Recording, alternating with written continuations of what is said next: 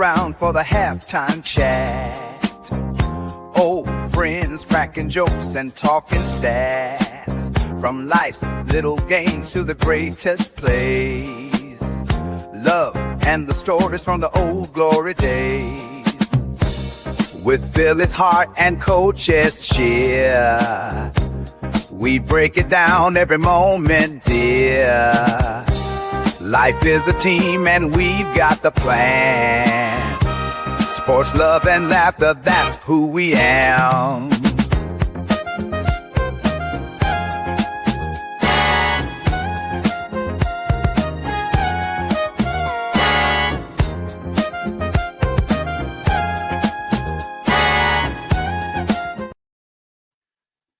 What's going on? What's going on? What's going on, everyone? Thank you all for being here today, tapping into another Halftime Coaching Adjustment Show, episode 29, man. Going along nice and smoothly. So we're here, chilling, two old farts, talking sports, life, everything associated with it. So sorry we're a little bit late. We all have things that we have to do, so we handle our business first, but we're here. So appreciate you all. So how you doing today, Halftime? Doing all right, just taking day by day. I feel you. Same here. Oh, God, I'm just taking it day by day. Yeah, whatever really? it throws at me, I just take it day by day. There you go. What's up, Nick? Thanks for tapping in. I didn't ignore you on Wednesday when you were with me and NYG. That's not me singing. It's AI generated, man. I'm gonna be real. It's AI generated. You could do that, go in and program it and tell it what you want it to do. And if you want a male singer, female singer, if you want a specific vocal style, it's interesting nowadays. So what's up, Nikki Steves? Thanks for tapping in, man. Appreciate you, man. So what's up, Equal Uncensored? Thanks for tapping in. AK. Oh, that's AK. What's up, AK? Changed up on me. I didn't know that. Okay. So appreciate everyone being here. Y'all know the routine. Hit that like button. Subscribe if you haven't already done so. Sharing all your social media. Make sure you go into the comments and give us your input to the conversations today. No, that's not Allen Iverson singing. That's a good one. That's a new one. So that's a new one. He can do that too. He's pretty good. Now, if you said rapping, I could say okay, but singing, no. Again, that's AI generated, guys. So my studio days are long gone. Just sing for fun. I'm not trying to pursue it. So, but let's dive right into the subjects today. And of course, we're going to start out with the NHL news. First of all, how did your Flyers do last week? They won. In OT, they've been winning in OT a lot. They got a lot of OT wins already. Okay. It's been a little scary, but they've been winning in OT. I'll take it any which way I can get it. Exactly. No, I feel you. Let me bring up the standings right now. So that's what I'm trying to do. Share screen. Here it is. Okay. So let's take a look here. Atlantic. This will be Metropolitan. So starting with the Flyers, they're in the 5th spot for the wild card. So, I mean, it's early. They're 23 points. So, literally, they're 1 point behind. So, they're right there. Like you've been saying it all year. They're going to make the playoffs. So, it's going to be tough, though. I mean, if you're looking at all this, it's early. It's early. That's really what I'm taking from this. So, yes, it's super early. So, you can't figure nothing out yet. Like I said, the Penguins are a shock. Look at them; they're up there. Oh, I'll go back to that. Yeah, they're the number 1 spot for the wild card. Yeah, 24 points, tied with the Senators. Technically, they're tied with. It's just so super early right now. Yeah, really. So, well, you guys are playing when are you playing the Devils today, right? Playing the Devils at 7. Okay, you're streaming that tonight. Yes. Okay, okay. Then I'm So, trying. I guess I'm going to stream the Sixers and then the Eagles tomorrow. oh, okay, okay, okay. There you go. There you I think go. I'm doing So, both. I don't know yet. I got you. I got you. I got you. I got you. So, let me get caught up in the chat real quick. I once got thrown out of a karaoke. How do you get thrown out of a karaoke bar? He's trying to say he sings so bad he got thrown out of a karaoke bar. That's Still, like I've me, heard Blake. some. Don't worry. That's like me. I'll get thrown out of a karaoke bar. What's up, Blaze? I've heard some bad singing now. Come on now, but you don't get thrown out. So, I get thrown out. I got a bad voice. I'm not a singer. oh man, I get you. I get you. Nick Jalen Kelvin needs to go.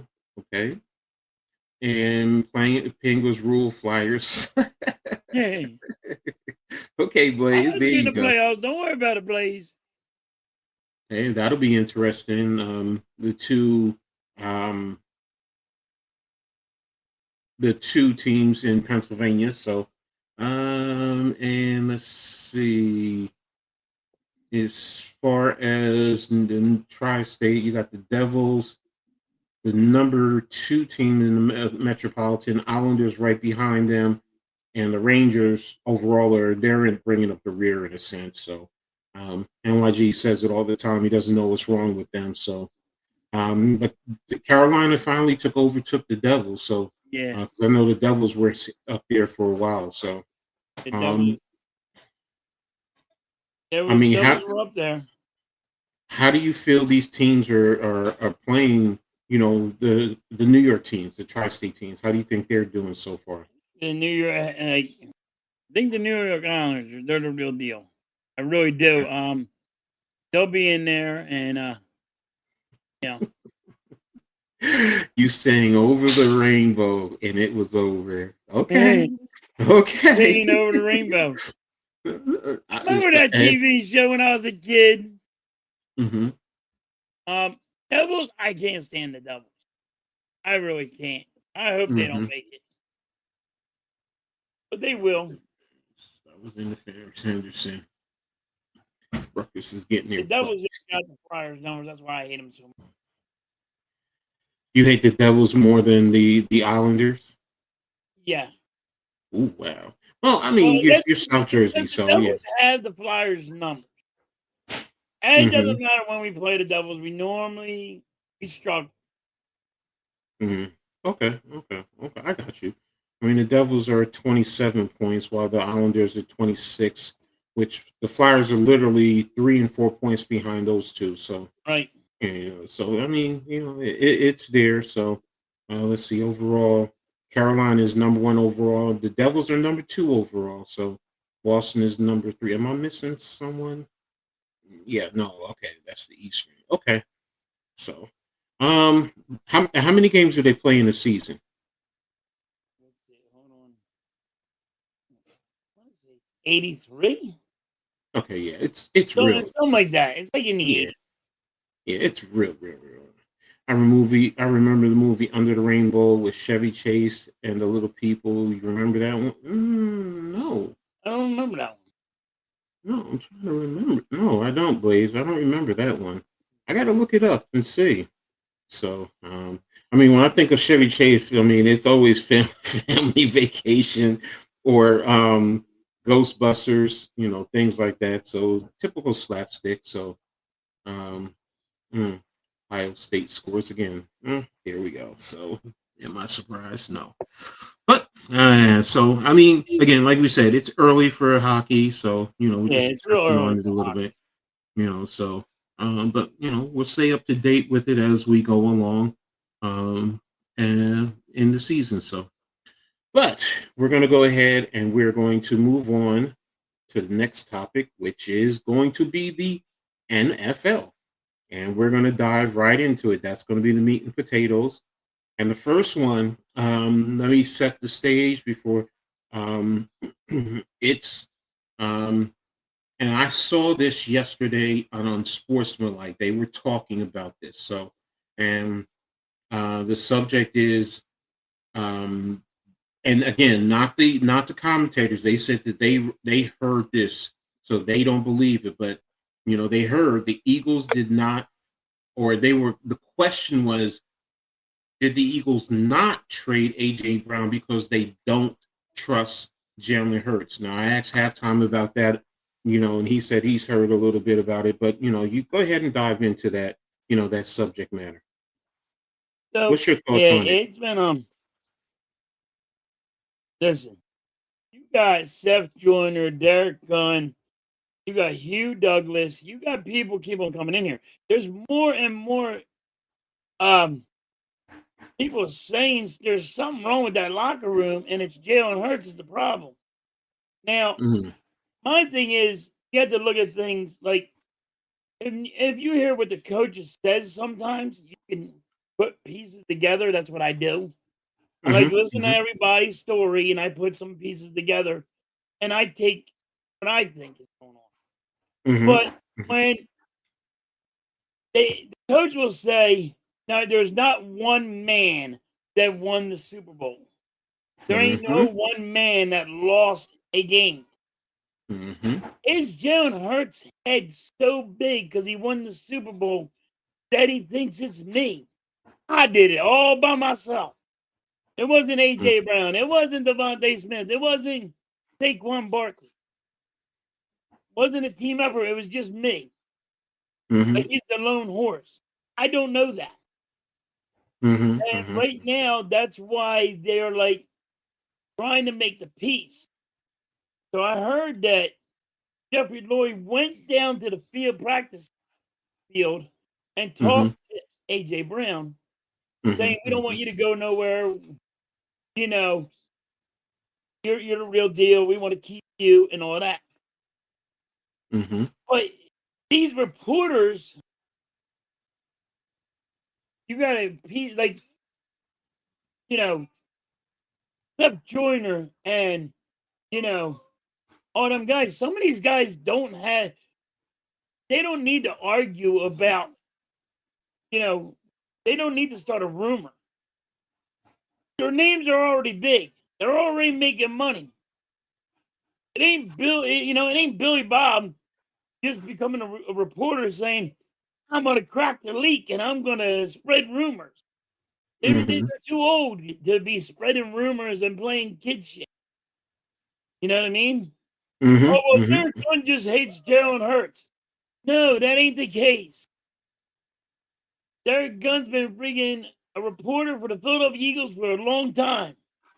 Mhm, Before even mhm, Jalen Hurts was thought of, and there's a twinkle in his daddy's eye. So stop this. You know what I mean? Like mhm, mhm. you got it, but yeah, I get it. There's a lot of rumors going around. You got to pick it apart. I don't know exactly, but they got to fix his locker room. Nah, I feel you. I feel you. That's a big thing. What's up, Lou? Star Wars said huge blow to the Queens. My home is devastated. I don't know what that means. Star Wars is sipping on Grandpa's cough syrup again. Uh, Dag gummit. Denmark's boys was supposed to be. Look, did I expect them to beat them? No. But uh, I mean, you also had their two-star wide receivers out, and you are supposed to have prolific wide receivers also. So, and this offense is being completely shut down. So, but there is one man who got to 4 Super Bowls in a row, the legendary halftime favorite, Jim Kelly. Please, I get the please, impression. give I that get the respect. impression it hurts. The respect y'all give him. Hurts is also an emotionless robot. He has trouble connecting with his teammates. Now I'm going to play something for you guys that I saw on Twitter, and it's also a head coach in college, former Eagle, Deshaun Jackson. So let me know if you can hear this. Okay, Like he's brought a lot of attention upon himself. can you hear that? Yeah, Okay, is it too loud or it's good? that's good. Okay, so I'm gonna restart it. And let's do this. Here we go. Okay. People. But I'm a realist, and I gotta speak the facts. I feel like he's brought a lot of attention upon himself. I think he's a hell of a talent. As a wide receiver, you should want the ball. But when you're in the instance where you're doing these gimmicks, or you're out on social media, or you're on Twitch, or you're saying all this, it brings more attention to you, right? And if you're gonna bring the attention to you, that means you have to be on your game that much more. Your game got to be superior. Your game got to be top tier. And I feel like the attention he's allowed himself to bring to now, it's like it's a few passes that are thrown his way, one-on-one coverage, and he's giving up, and he's not running full speed. Like all that stuff you probably could have got away with if you didn't bring all this attention to yourself. But now it's like we see it all, and as you could tell, it's something else going on. And I got a great relationship with him. I respect him. I can't say it, but I know it's something else going on. That it's not all about football. It's not about X's and O's. I've had situationships with quarterbacks that I didn't necessarily like. And I'm gonna just be honest. And when it ain't there, it sticks out like a sore thumb. That's all I'm gonna say. People. Oops. But all right, so that's a mouthful that he said right there, man. Right. That's a mouthful. Number one, he's talking about AJ Brown, right, bringing a light to himself. And if you're not producing, then that puts more pressure and more people questioning certain things. But then it's also the relationship. And like he said, there's something more. And he knows. So it's like, whoa, what are you saying? What are you saying, Deshaun? I mean, are you really saying this? And he's saying it's more than football. Mm-hmm. Jalen Hurts just got married, right? I believe think Jalen Hurts so. just got married, I believe. I believe so. So maybe I don't know what it's about. Yeah. I mean, Deshaun Watson's tapped in. As an Eagles fan, he's tapped into the franchise. So yes. And especially being a head coach now, even at the college level, even at a HBCU, which is a step down from Power 4. But he's there, and he's going to be recruiting, and of course, he's going to give Eagles insight to certain players that he's recruiting. So, but he also he's going to give a little to get a little. Like, hey, I'm going to tell you about this player, but you tell me about what's going on inside there. Exactly. So, that was interesting. When I saw that, I was just like, whoa, Deshaun is really saying something without saying anything, so, and yeah, we all have to read the lines. Like, that's what because they don't want to get in trouble. Submit. Because then they won't get the information to get it out. So they're not going to put home on it. Mm-hmm. Exactly. So, all right. Yeah. Thank you, Blaze. Appreciate that. So, AJ is correct, but the way he's going about it is wrong, even if his overall look, we all know that, players are going to say certain things. Halftime has been saying it. He said Lane Johnson says it. Saquon has said it. So, yeah, he's correct. But you know what? Your presentation is key. How you present it, your body language when you're presenting it. And then people do it. We all do it. We really do read between the lines. We look at your body language, the tone that you say something. Then it's like, okay, either he's just straight lying or he's really hiding something. Yeah, we know. I know he was talking about Donovan McNabb, so I remember that. McNabb always seemed to have it with his receivers for whatever reason. So because McNabb hated that the receivers had a bigger name than him. You know what? But McNabb coming out of Syracuse was always thought of highly. Right. I remember at Syracuse, he was the man. And then you get to the NFL in a sense. When you're a wide receiver and your name's bigger than mine, Exactly. So, because we heard the reports about Hurts, Eagle the last few years, but the team was winning, so we ignored it. Well, Lou, that's an interesting question. I mean, it's questions, not question, statement. You're still winning. Yes. But now you're not ignoring it. So it can't be that when you were winning, you ignored it, because the Eagles have the number one seed in the NFC right now, and probably in all the league. Remember when AJ Brown brought the book? He was Mm-hmm. reading a book on the sideline. Mm-hmm. Mm-hmm. I think it was going back then. That's when it was getting deep. Mm-hmm. Problem is, the Eagles kept it in house. Mm-hmm. Now Mm-hmm. it's getting leaked out more and more. Mm-hmm. Mm-hmm. He's acting like a brat. It's a cancer that prevents you from defending your Super Bowl. One more week of this crap. I'm Sirianni. I'm telling AJ Brown you're not dressing. Craig Cartman. Okay, so that's AJ interesting. Browning aggressive when fucking Jalen Hurts can't get him the ball. You gotta Mm-hmm. get him the ball. Evan says, "Why is AJ Brown upset?" I, I will say this. Evan, if we can answer that right now, we'd be freaking Oh, knocking out. you know what? It's the overall production of the offense. Right. Because, like you said Lane Johnson has said, things about the way this offense. You have a new play caller. Everybody is not comfortable. Saquon Barkley has said it. So, and then right now, everyone is pointing to the defense that is really leading this team, not Right. your offense. When you have a lot of, so of course, your ego. And look, players, coaches, GMs, owners, they all have egos. They all do, ladies and gentlemen. I'm telling you as a coach, I had an ego. I wasn't in the NFL coaching, but when I got on those sidelines, I don't care if I was a position coach. I don't care if I was a coordinator. I don't care if I was the head coach. I'm the best there is. Yes. And I mean that. Seriously. Yes. You put gotta me up have that against ego, though. Yes, you have to. You have to have that confidence. And sometimes our egos, our confidence, And they that's border on why delusion. together. They border on being delusional. Yes, they do. I will say that. But you have to, because first of all, let's strip it all the way down. Football is a tough sport. You're taking yourself and running into another man full speed.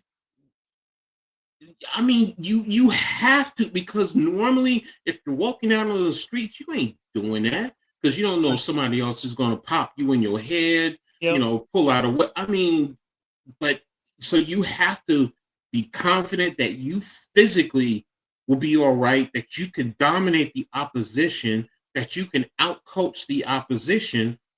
So there's always that ego. And then as a player, when things are not going your way, you're getting paid this money.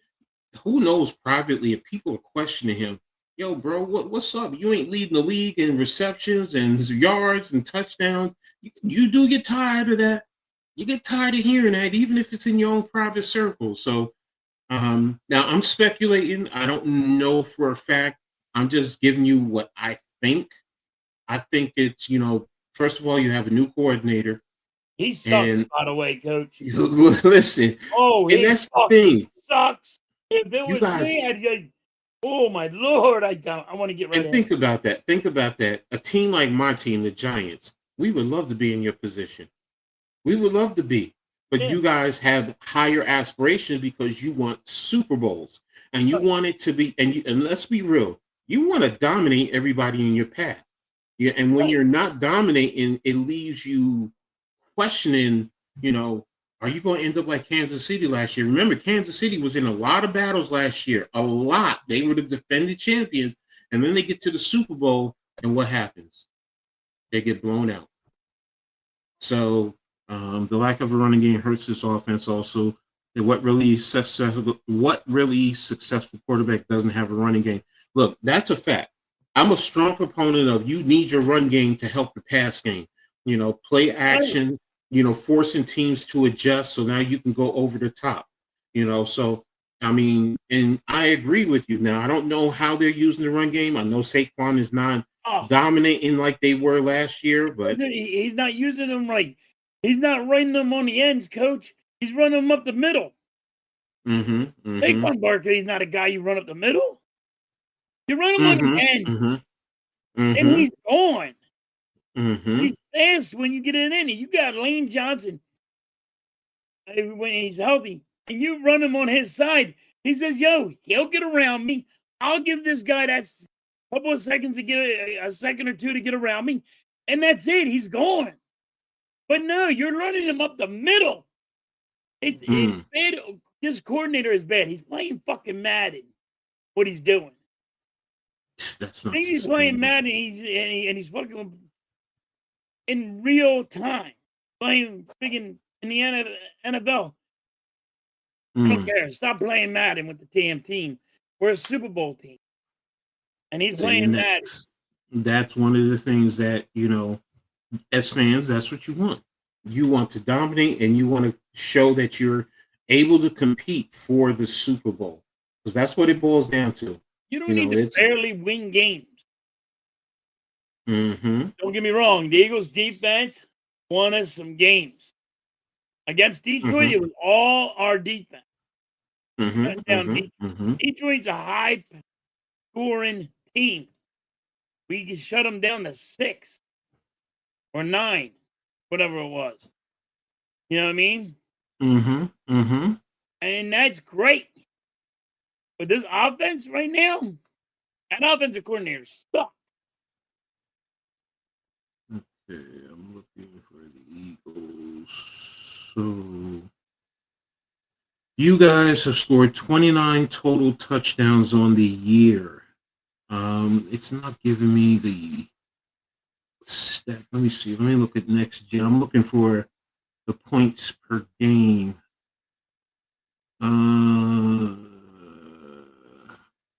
Fastest ball carrier. I don't want fastest ball carriers. Okay, here we go. Points. It's not giving me what I'm looking for. I'm trying to find what your points per game are for the season. So I'll look that up, Lou, just to really see what receivers have had. Oh, wait a minute, Mike. Terrell Owens is no big name receiver? Deshaun Watson was a big name receiver. When we got T.O., we went to the Super Bowl, Coach. We finally got a number 1 wide receiver. We went to the Super Bowl that year. But he's talking about Todd Pinkston and, you know, just okay receivers. We had number 3 receivers, not number 1. We had 3 number receivers that should be 3s, not 1s. We didn't even have a good 2. The only one we had was T.O., and McNabb couldn't take it. His feelings got hurt, and he put his feelings in box. Oh, his name's bigger than mine. He's a Hall of Famer, for golf. He is, and that's the point. That's why when you say you don't, you question what he had no big name receivers. No, he did. He did. Even if you want to say he was starting on the back end of his career, but he was still respected. He was double teamed. Defenses really did respect him. So, the offense may not be what it was last year. You're right, Lou. Everybody has to keep it in perspective. You still have to respect the game. So, and AK, I understand. You're tired of talking about it. But it's unfortunately it's still in the news. The article I'm talking about and everything is from yesterday.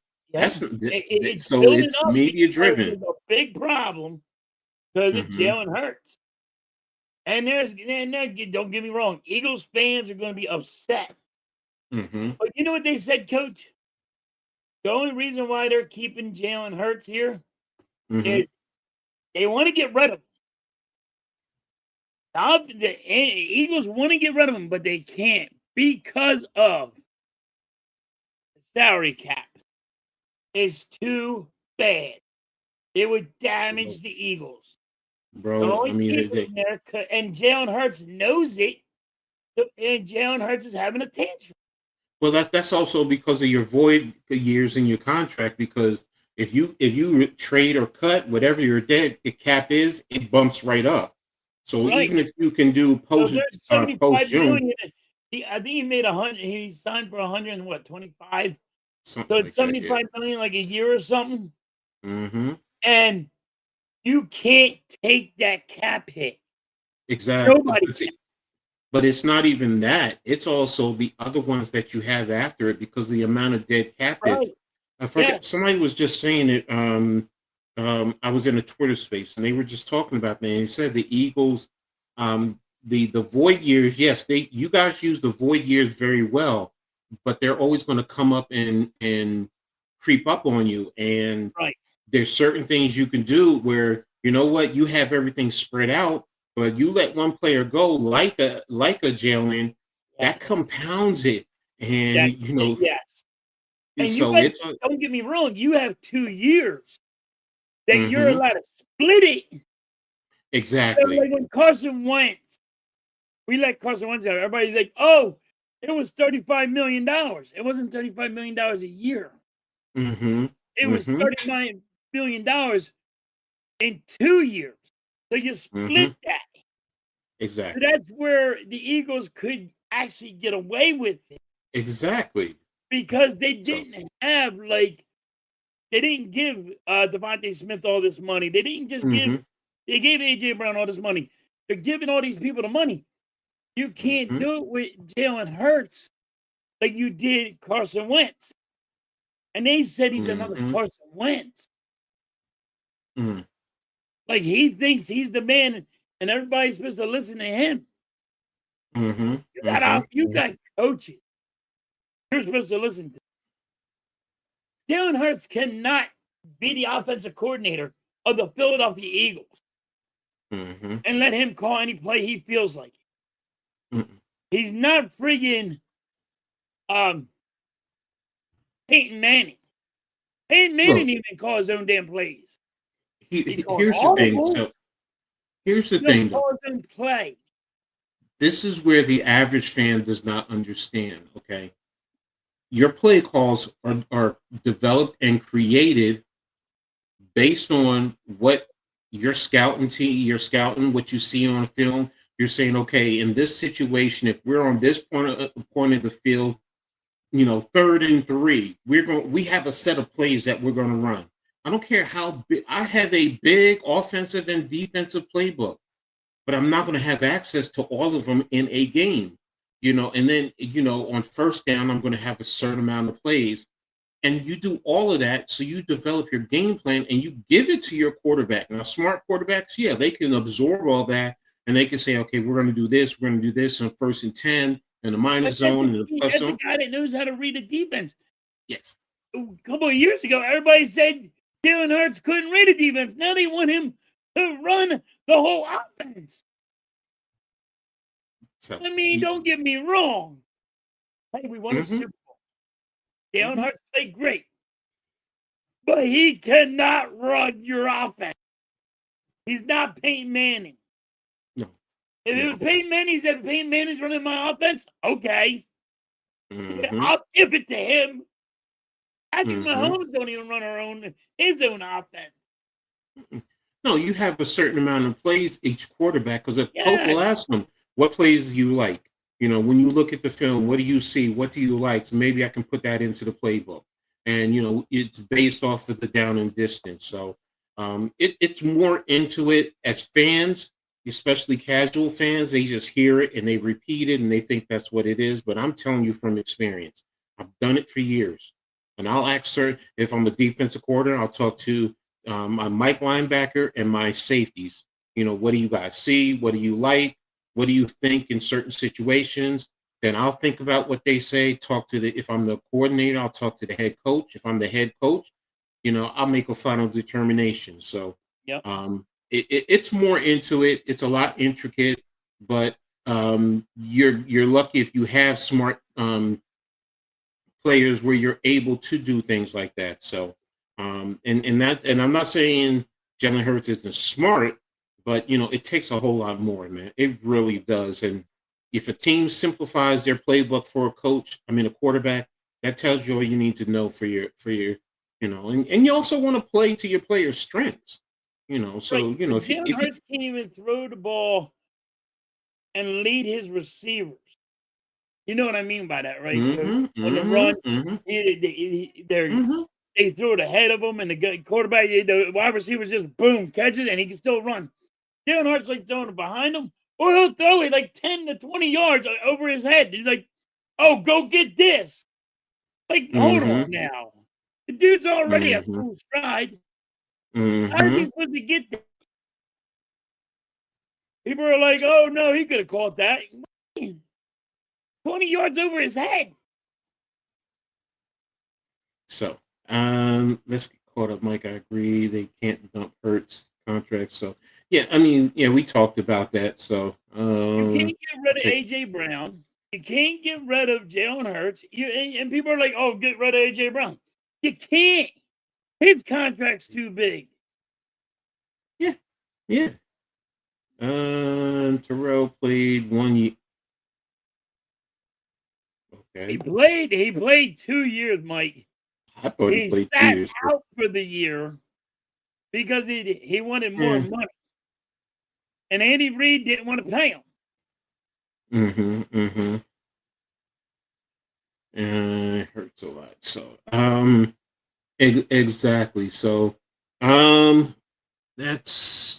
Let me make sure I got everything done with the Eagles. Yeah, and I'm looking and making sure I don't have anything else that I said I wanted to talk about. Oh yeah, here it is. I did want to talk about this. Oh no, that is Deshaun. I did that. I just did that. Yeah, you Okay, did the that's what I Sean thought. Jackson one. Yeah, so I'm good there. So right now we're gonna move on. Yeah, gotta do it because it's my team. Um, the Jackson Dart is out again with a concussion, still the same concussion. So Jalen Winston is making the second start. So um, I'm going to start and talk about that first. I was surprised, to be honest with you, because I thought when they said he was practicing this week, I was like, okay, he's probably going to go ahead um, and play, which I thought, but you know there's something else going on medically. But hey, look, I'm going to say this: that's smart. No matter what anyone thinks, that's smart. You don't put him out there, especially the way he's been playing. You don't want to put him out there and then risk he has another concussion, and then maybe he's out for the season, and who knows, if you're really hurting his career going forward. Jameis Winston has shown that he knows how to handle the offense. He knows how to manage it. Say what you want about that interception. It is what it is. It wasn't really on him, in my opinion. That was the receiver not running his pattern the right way. At least if he does that, then you put yourself in a position to tie the game and see where you go from there. So, but Winston did manage the offense very well. So I'm comfortable with him in there. So I'll see what happens going forward. So and it'll be interesting. Now Detroit, it's going to be tough. They have a good defense. They do have a good defense. So what are the Giants going to do? Detroit has a high scoring offense. Yeah, no, and that's the other point. I mean, when you get to the other side, like with concerns about Abdul Carter, we haven't really been good defensively. In the run game, we have so many players out on the back end. Your starting cornerback. I mean, I saw I had the injury report. I do have a Yeah, go ahead. Dart. Wouldn't you sit him for the rest of the year? And this is the reason why.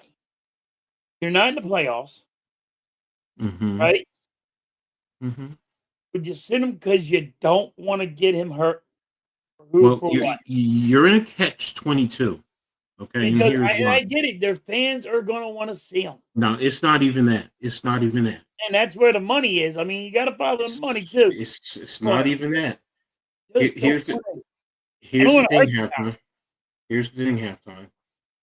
You also have a coach who's trying to say, "I want to be the head coach."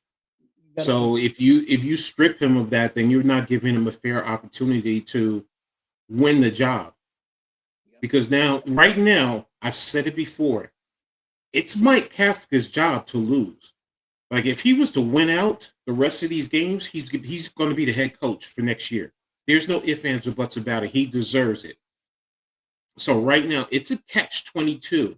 I also understand about fans with the high draft pick. You want to be in a position where quarterback needy team. Looking at that, I just don't want to hurt the Yes, quarterback because he's pretty good.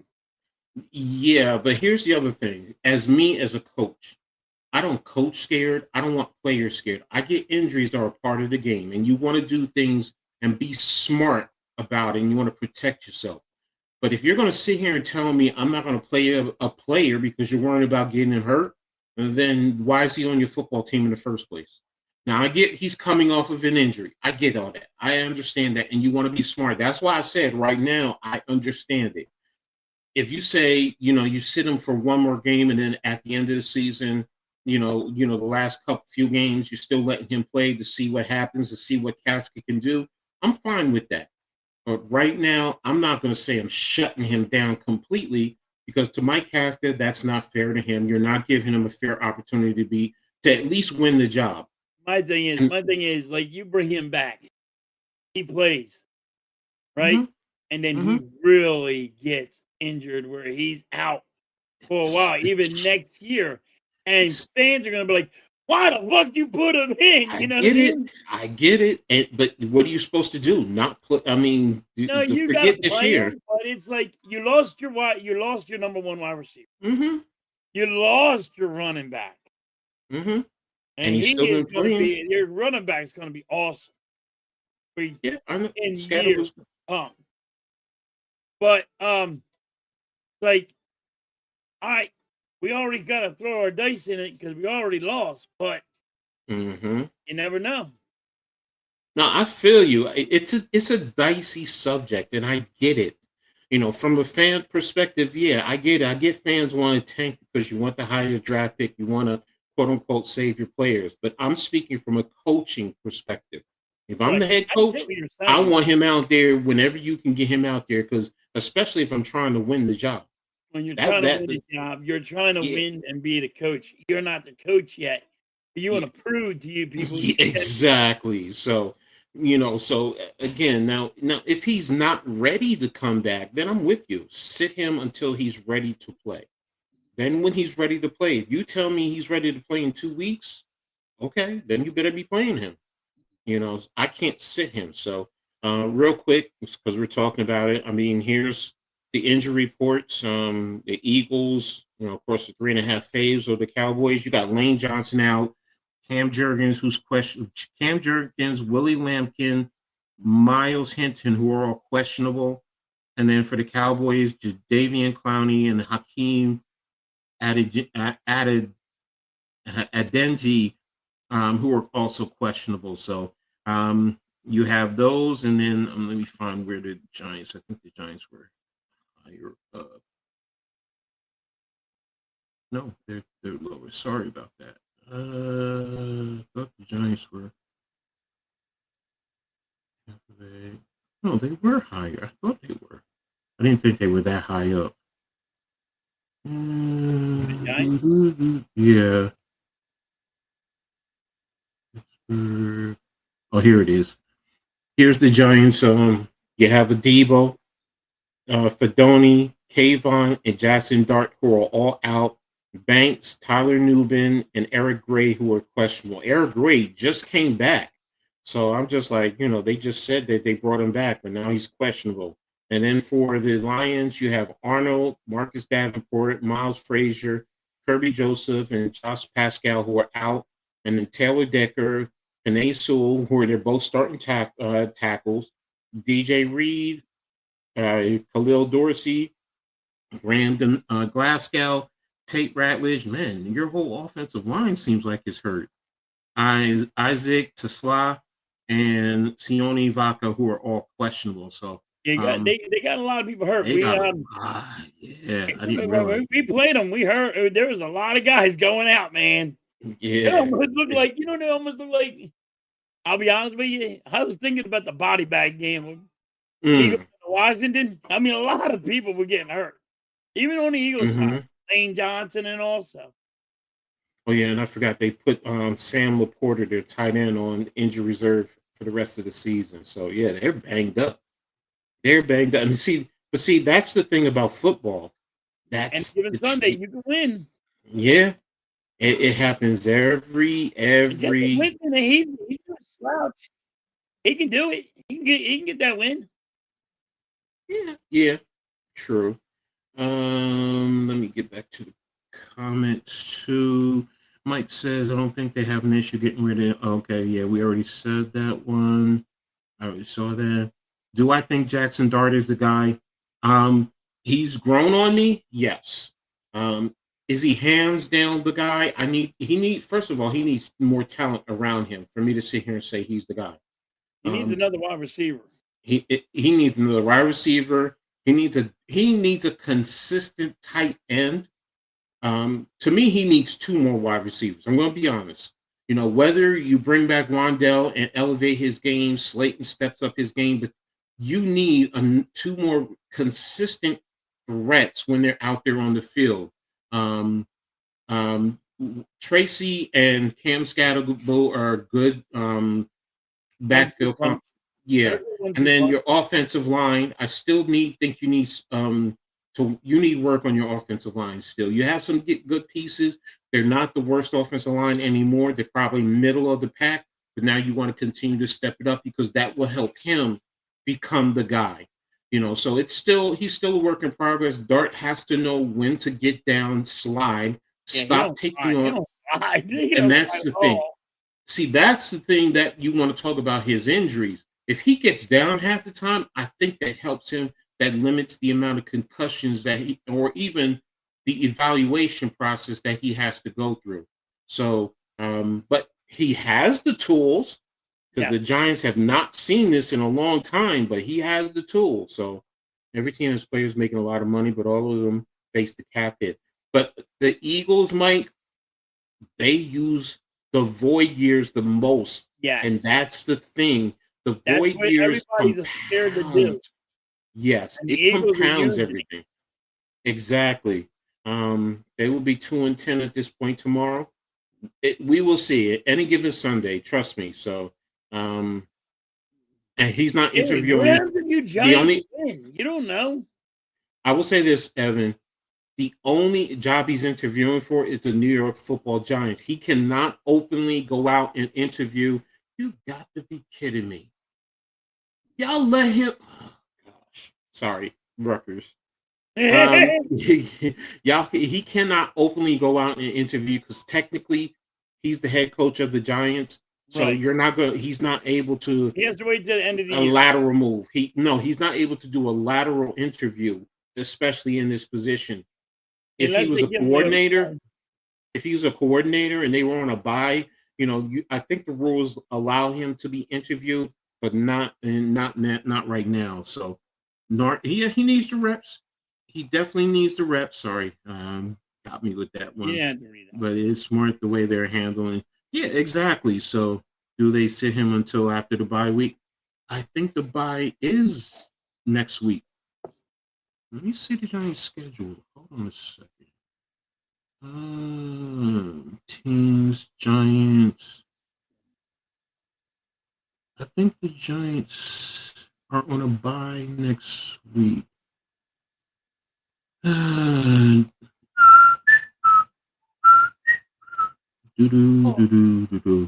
we go. Schedule. The New York Football Giants. Next week. I'm sorry. Monday night they have New England. Then they go on the bye. So, I mean, they could sit them. But again, you also have that. You have that extra one day before you even go to the bye. So if he's good, you can still play him. Knowledge is through the roof, man. Thanks, Nick. Halftime, I saw a great goal earlier past someone's farm and thought of you. I saw a goal earlier past someone's farm and thought of you. Okay. Okay. All right. He needs 2 receivers, more linemen, and another tight end. Yes, exactly. And a good coordinator, and head coach. Yeah, he needs to slide. I mean, that's the thing, man. That's the biggest thing. Teach him how to slide. And that's why he got a concussion. He didn't slide, so he landed on his head.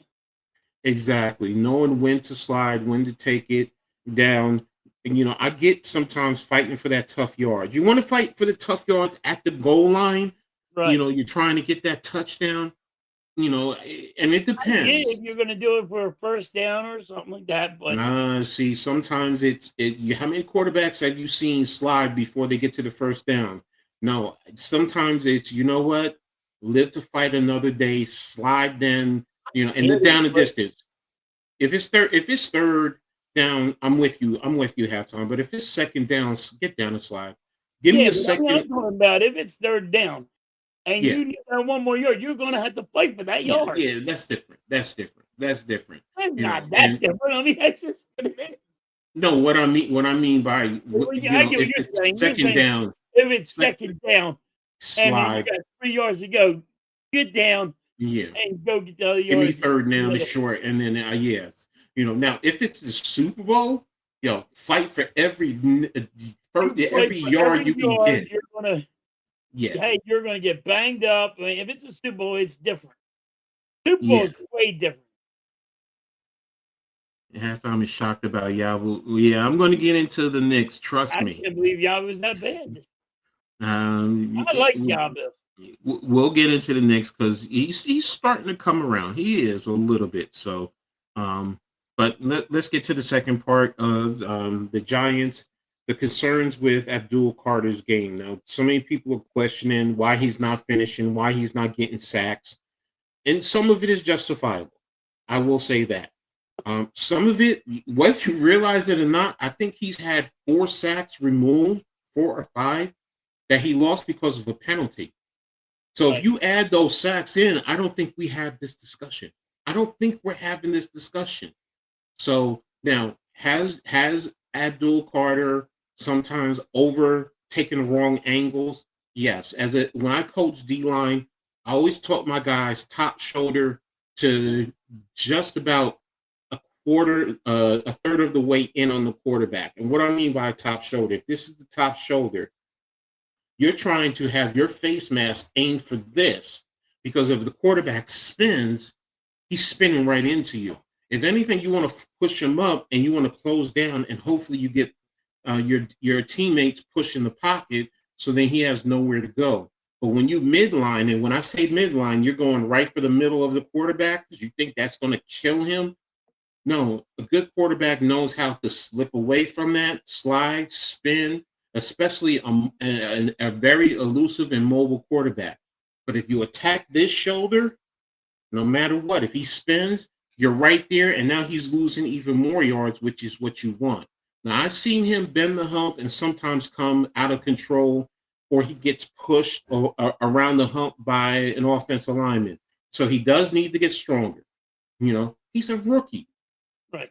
That's the thing that baffles me. He's a rookie. Not many rookies come into the game dominating like you want. Yeah, I get it. We all want it, but let's be real. You don't always get what you don't always get that. It takes them maybe a year or two to whoa, where we got now? Where this come from? Last year he wasn't that good, and now he's over here with 10 sacks. You're like, exactly. you know? And what's to say the last 4 games after the bye, he doesn't get a sack and a half per game. That's giving you 6 sacks right there in 4 games. Oh. So, I mean, it all adds up. Sometimes he's close and the quarterback gets the ball away. It is what it just is. We've seen it so many times. But he leads in pressures, and he's one of the highest rate in terms of quarterback hits. I love quarterback hits. I'm going to tell you that. I love it. I've always preached that to my guys. I want to get hits. I want to get good, clean hits on the quarterback. Because when a quarterback does that, always remember, what's his name, who's with Seattle now is the quarterback, who's with the Jets. Damn, what's his name? Why am I? What's up? Ed. But he was always, right? He was with the Vikings. He's with the Seahawks. He was there. But my point being, he was talking about seeing ghosts. That tells me a quarterback has been hit a lot. Yeah. And he's rushing his passes. He also puts the pass out there to the point where, you know what? You can now, Sam Darnold, that's what I'm thinking of. Right. You can now get turnovers, because that's the other thing. Quarterback hits, rattle a quarterback, they get pressure. They hear footsteps, they see ghosts, they're like, yes. And here's the thing that I always, tell, and I'm not saying don't get sacks, but if it's on second down and you get a sack, they have another down to make amends for that. But now if you hit him on second down or on first down and he's rattling, he's rushing, and he gets that ball off, and now you pick it and you can return it for a touchdown, that's more impactful than a sack. Because don't forget, a sack, one way or another, unless you get a turnover from it, they still have the ball. Even if they end up punting the ball, they still have the football. Yeah. But if you get good hits, and that's the thing. Now, if you get sacks and you hit him hard, a good, clean, hard hit, and he gets rattled off of that, cool, I'm with that. I don't have a problem with that. But I want to see it lead up to turnovers. That's my whole point. That's why you want sacks. You want them to hear footsteps. You want them to see ghosts. You want them scared out of their fucking skivvies. Exactly. Thank you, Evan. We try our best to give you guys a great content. So he needs to contain those edges a lot better. He needs to be more consistent in the run game. But he also needs to get stronger. He needs to sustain the blocks. He doesn't need to get driven out. I've seen some clips where he's always losing his footing and the offensive lineman just washes him right to the ground. So he needs to play better. I'm not saying he doesn't, but he has the talent, and I think he will be fine in the long run. So we gather around the halftime chat. So when they say he's a bust after 1 year, this is the thing. After 1 year, you can't say nobody's a bust. But that's the problem. Fans are like that. They want these players coming out of college to instantly hit the ground and dominate. And it's like, first of all, the NFL is too damn good. This is the best of the best. And here's the thing. The best of the corners, the best of the wide receivers, the best of the friggin' linebackers. It's the best. And here's the other thing. You just can't get this overnight. He's what, 22 years old? Yeah. You're going up against grown men. You're going up against grown-ass men? Come on, man. Come on. You can't it doesn't work that way. Trust me, I'm going up against some young kids. You can start seeing it. Like, if he does these certain things, he's going to be hard to reckon with in years to come. What's up, Gregor? Thanks for tapping in. Yeah, Nick, it wasn't me singing. So thanks, guys, for letting me know Sam Darnold. So Cameron says see you tonight, for the hockey game. So, but yeah, that's the thing with Abdul Carter. And I mean, you want now see his specialty is being in and rushing the passer. So, but you got to start by taking away the run game, making it third and long.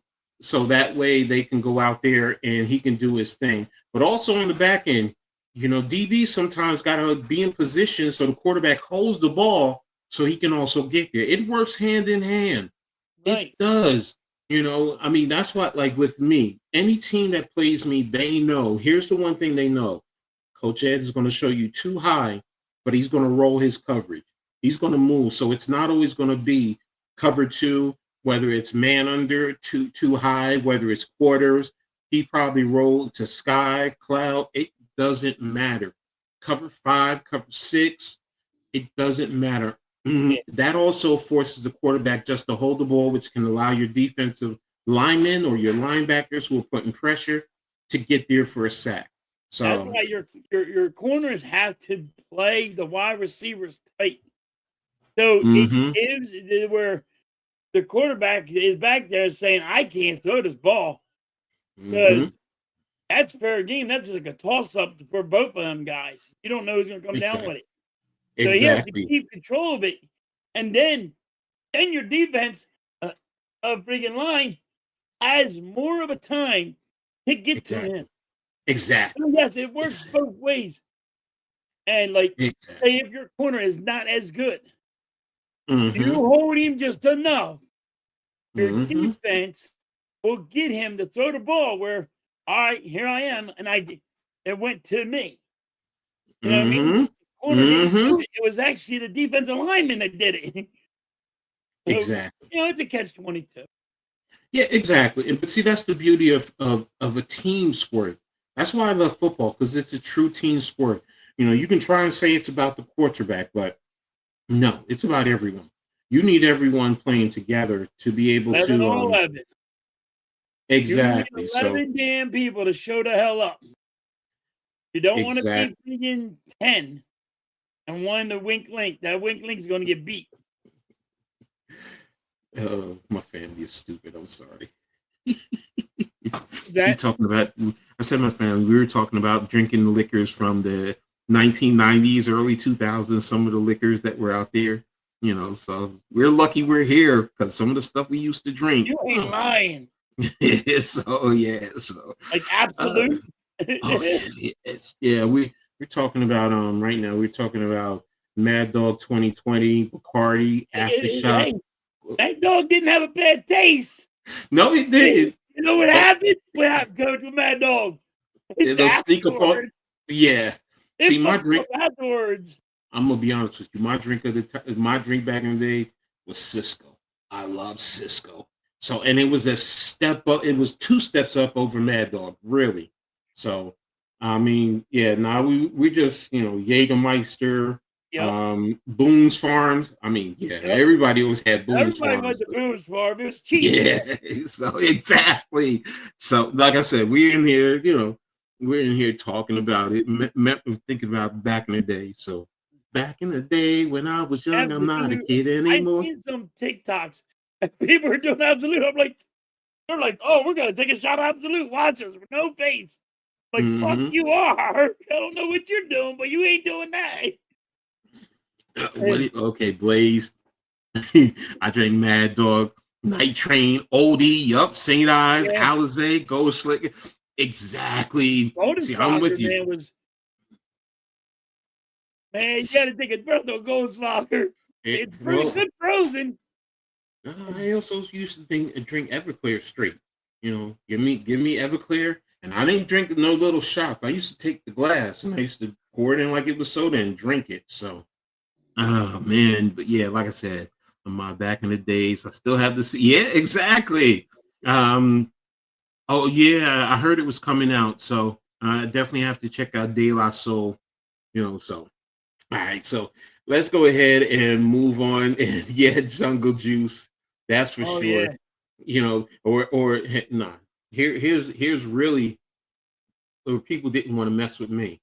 Like I would be at this one bar and I'd ask the bartender, "Can I come make my special drink?" And after a while, he's like, "All right." And I would just take whatever dark, whatever light, and just pour it in a pitcher, and I would drink it. That was me. And then everybody. How can you mix dark and clear? I'm like, because I can handle it, so yeah, but after a couple hours though, it would definitely hit me. So it's supposed to be on silent. My thing was my thing is Yukon Jack. Yukon Jack, my drink is and it's not a shot. People always act like it's a shot, but you take 2 shots of Yukon Jack, just a drink, and you take 2 shots of lime juice, and put it in there. Put some ice in that bad boy and just drink it slow. See, it's a snake bite, and it's gonna bite you hard at the end. Half the time I can't drink liquor slow. I have to guzzle it. I have to, because I want that. But you drink that one like that, it's a bite. It'll bite you. Something comforting on ice was good, so Something was on ice was really good. Yeah. So I mean, I love something. Well, we old folks, so we could definitely drink back in the day. So, He's not. Yeah. Well, God rest her soul. My first wife though, her thing was give her coolers. She wasn't a drinker, so she'll take a cooler and she'll drink maybe a third of it, sit it down, let it sit for a few hours. Then she come back, drink some more, sit it down before she, tries to finish it off. She like, I'm not a drinker, and she wasn't, but I mean, when I met her, she was 90 pounds. So she damn sure wasn't a drinker. So, but all right, let's get to the question of the day. The question of the day is, how does your life reflect your core values? I'll start. Yeah, I want you to Just start on this one. okay. Of course, there's always being honest. You know, and I'm not saying I always am honest, but for the most part, I'm an honest person. I'm going, try and keep it as real as possible. Even if I'm trying to be politically correct, I'm going to be there. Hard working. When I was able to work, yeah, I was a hard worker. So I mean, when there were times when I was a manager at Pizza Hut, um, I would work sometimes 14 hours, and I could get off at 1 o'clock in the morning, go home, go to bed at 2, get back up at around 6:30, get cleaned up, and be back into this opening the store to start prepping by 8 o'clock. So and that's always been, and I got that from my parents, seeing my parents do that. So respect. I do respect everyone until you come at me the wrong way. If you come at me the wrong way, then yeah. But for the most part, you're gonna see Coach Ed be respectful to you. So, and those are the same things that I've always taught my kids. And my siblings and I, we always talk about that. Those are some of the three core values that I stick with, and for the most part, they're always going to stick with me right now. Always being honest, work hard, and give people respect. It's always been like that. So, and my kids are like that right now. So they'll be very respectful. They're going to be honest. Sometimes we can be brutally honest. But and they work hard. They definitely work hard. So, but what about you, Halftime? How does your core values? I mean, how does your life reflect your core values? Like you, I'm nice until it's time not to be nice, and then Mm-hmm. it's I'm a hard worker, so Mm-hmm. I'm never home. I yeah, Mm-hmm. it's hard for me even to dream sometimes because I'm at work at 8 o'clock at night. I mean, don't get home to 8, 9 o'clock at night. You Mm-hmm. know, Mm-hmm. Mm-hmm. and Mm-hmm. I just, but that's how I was raised. Exactly. When you want to play, wait until the work's done, then you can play. Weekends, you're not working, then you can play all you want. Mm-hmm. But yeah, I'm just the same way. I'm a nice guy until it's time not to be nice. Then, Exactly. like I always say, I'm an asshole. I'm a big asshole. Mm-hmm. If you turn that switch on me, you ain't gonna like it. It's not Mm-hmm. gonna be pretty. But I Mm-hmm. try to, you know, but that's my values. Like, and when it's time not to be nice, I'll, Blazer, I but can't, I don't start it, but I sure will finish it. let's finish it. Yep, exactly. Exactly. That's another one. My dad always said it, don't start it, but finish it. So and And then that's how I was raised. that's I was raised hardworking. I was raised be nice to your elders. I was raised be nice mm-hmm. to everybody until Exactly. it's time not to be nice. Turn Mm-hmm. that switch. Exactly. I like Blaze's point. He's core values like understanding and forgiveness, which can be tough sometimes. Yes, it can be, especially in today's day and age. It definitely is, especially understanding and forgiveness. So, and yes, respect and trust, which is the toughest in my opinion. So, always, I try to always be considerate, and put myself in the other shoes first before reacting. You know what? That's a good one, Blaze, because we don't always do that. We do I react. know I don't. You know? I know I Yeah, don't. I don't know how yeah, y'all I can know do I it. do. I know I I like it don't. I don't. Like exactly. the guys at work say I'm pretty rough. I'm pretty hard because Mm-hmm. Mm-hmm. it's you're watching people work and they don't have the same work ethic as you, Mm-hmm. right? But everybody Mm-hmm. else is pulling their weight, and then you'll see a couple guys that won't pull their weight. Mm-hmm. They're just there Mm-hmm. for like a paycheck. Well, that Exactly. turns me the wrong way. Exactly. That's where I need to learn how to take it a notch down. Yeah. No, I get you. You got to, you That's got to, what. you got to. Some people need to be babied. I don't know how to do that. Well, it's also sometimes, you know what? If it's not your place to say it too, sometimes it's just like, you know what? That's not my place. Let me just shut up and mind my business. So, Evan, good point. I'm committed, hardworking, and respectful. Committed is a good thing, because when you think about it, committed goes so many different ways. Committed to your task at hand at work, you're going to be focused on doing it. Or let's be real, in your relationship, so many Yeah. people are not committed, man. Yeah. So You gotta you get know, you gotta be committed to being a relationship. exactly. What's up, Chad? What's up? How you feeling, man? Yeah, you know how we do. Clap, clap, smack, smack. So, Good, Chad. uh, so, um, oh, they really messing with you. Yeah. Yeah. So, So, Coach, heard a little rumor that you were a little upset about about your running back being in WWF, WWE.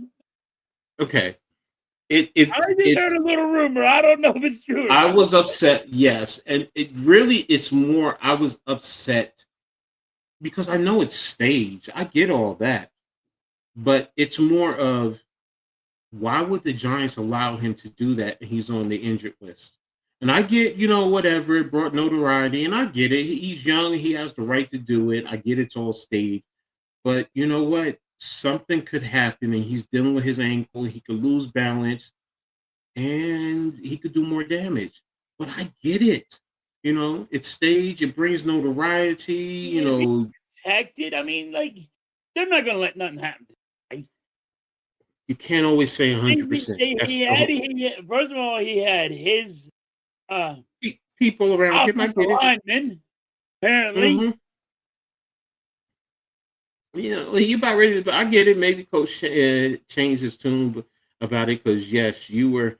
I didn't like it. I get it, but exactly, Blaze. They have to approve that. So it's like, yo, why are you putting him out there? At least just shut it down. Look, and it's also the perception. Perception is reality, and you're gonna have those who support it, and you're gonna have those who don't. You're doing this to get PR. No, don't do this. No, no, no, no. You want to come They watch? all did Fine. it. Coach, they all do it. Yes, Hell, but look, they're Steve not. did it, Coach. Look, I know that. I said that. Look, I loved it last year with Jalen Brunson and what's his name from Indiana. We're at there, putting on this show. I get it. I don't have a problem with that. I'm talking about, you know what? This man is injured. There's always that possibility. And God, nothing happened. Thank God. But if something did happen, you know what the conversation we're going to be having. We're Why all you going let to him do it? why did you let him do it in the first place? And that's the whole thing. Everybody who's talking about, no, you don't understand this and that. But the second he got hurt, everybody's going to be talking a different subject, man. They really are. So, that was my whole thing. That's all it was. It was more of really about the Giants. Why are you letting that? Because I know. They're trying to build the kid's name. For 30 years. They're not building their names, Coach. Exactly. No, I get it. I have to care if I didn't. People wouldn't have water and may have. Yeah, no, I feel you, Mike. How does this guy come back from that injury? It looks pretty round. No, he's fine. I mean, it's going to take time. I mean, he'll be fine coming into next year. Saying it was just he wanted to have. No, you're right.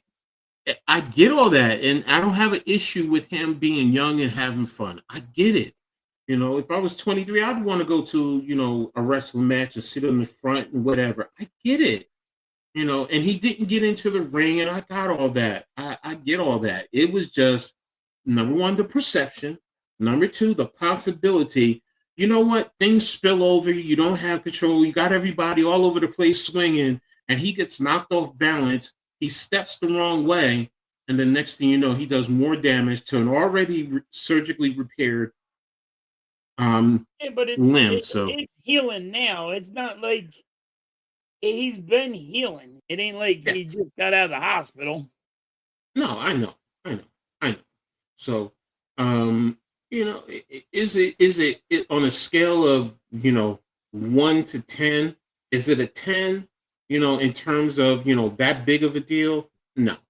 But you know what? It's a 6.5 to 7-ish for me.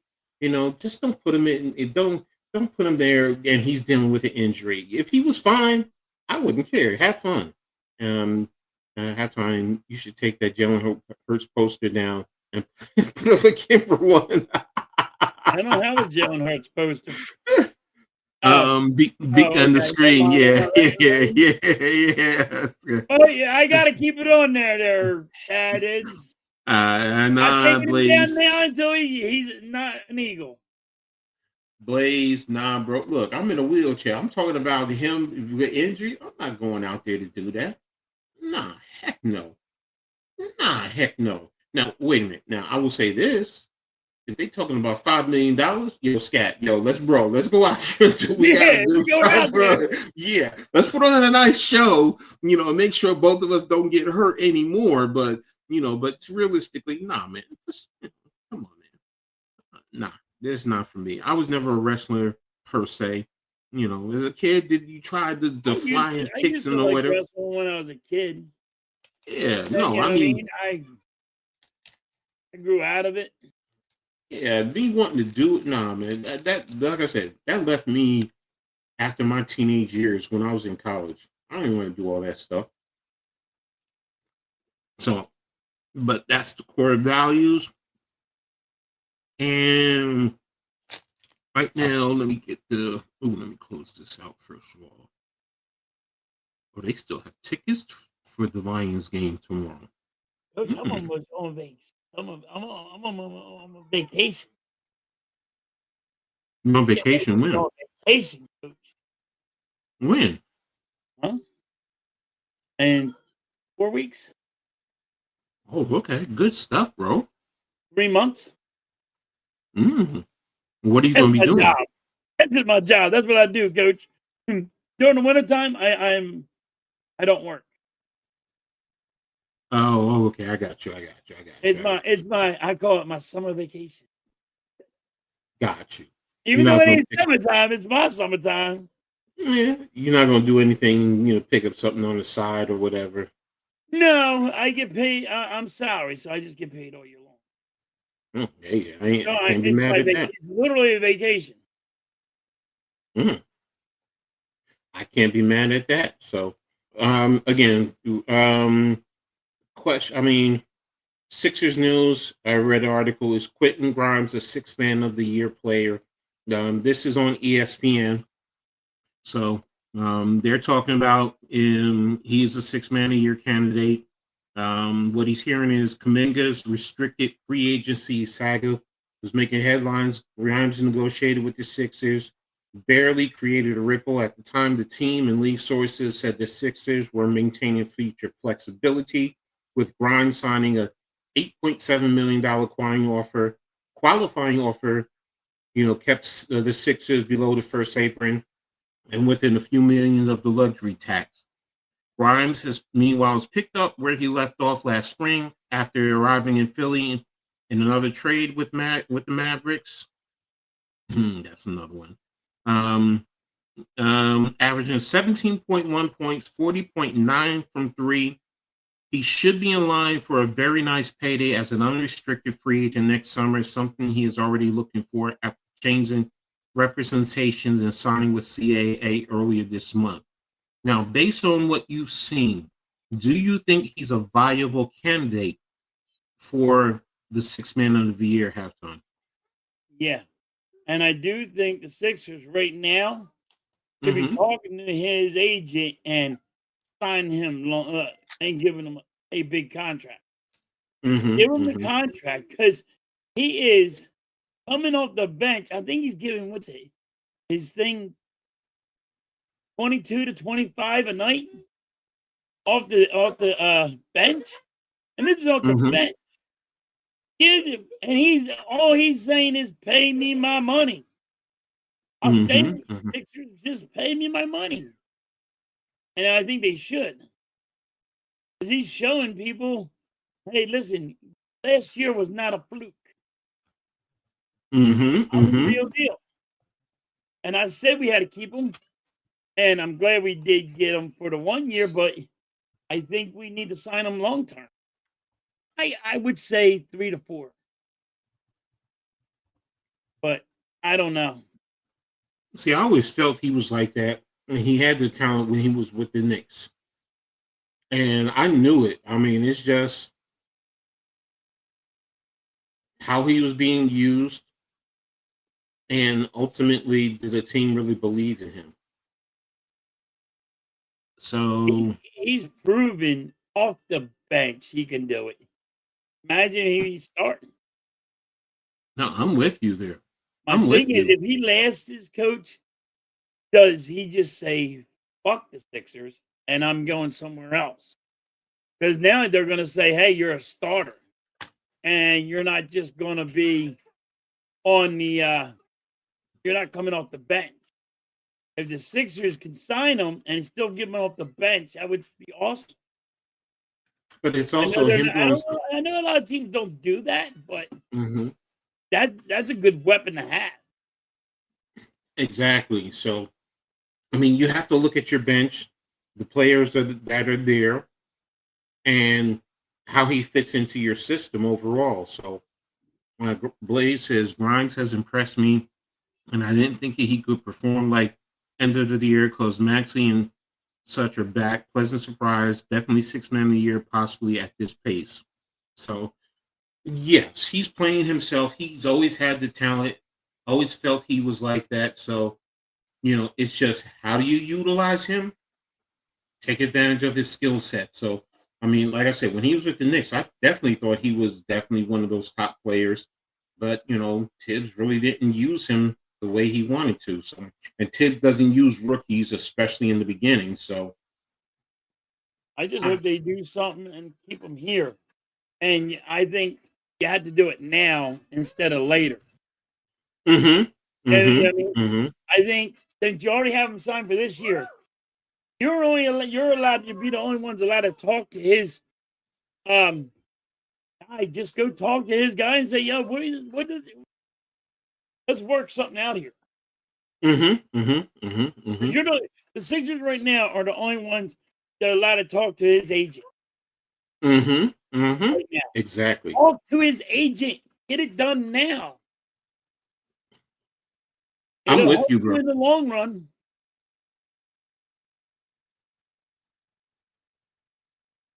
If he leaves here, if he becomes a free agent, he's not coming back. He's going to Just be he'll definitely go somewhere else, and somebody's going to pay him that money. hold on a second. Halftime. For some reason, my computer's frozen. No, I'm with you. Someone will pay him the money. So, and again, it really does depends on the market value. What is his market value? Do you think he's going to be another $8 million a year player? I don't think so. I think, he keeps playing like this. He's going to push himself into the 20-25 million a year, depending, Right. And so that's what I'm afraid of. If you can sign him right now, Coach, would you go 15 off 15 the over how bench many and years? have a guy off the bench? 15 over how many years? 3 to 4. 'Cause I know players like more years. You know what I mean? Mm-hmm. Mm-hmm. And I don't want to see. If he leaves here, he's going to get that 25 million. And When that's the you thing. sign him, keep him here for like 15. Yeah, no, if you can get him for 15 over 4 years, yeah, you do that because that's what $60 million. Yeah, And how many, it's all guaranteed. So yeah, he's probably going to say yeah, as opposed to going somewhere else. And you know what, he may get 2 or 3 years. right. So and what are they talking? So going to be really tough to keep Grimes after this year unless they find a way to unload PG and Embiid's contract first. Hmm. So I mean, sorry. Um, I mean, Carlton does make a good point.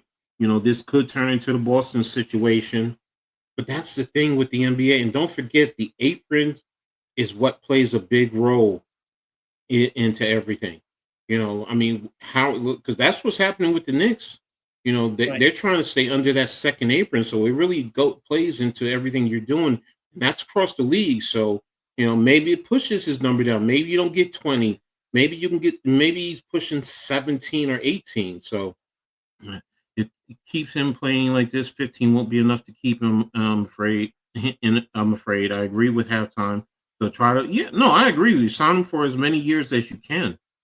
So Brian's wanting 25 to 30 coming into years, so he'll want a big bag right now. He deserves the big bag. We'll see. But the thing is, where is the big bag? If he leaves here, if he goes to free agent, he ain't coming back.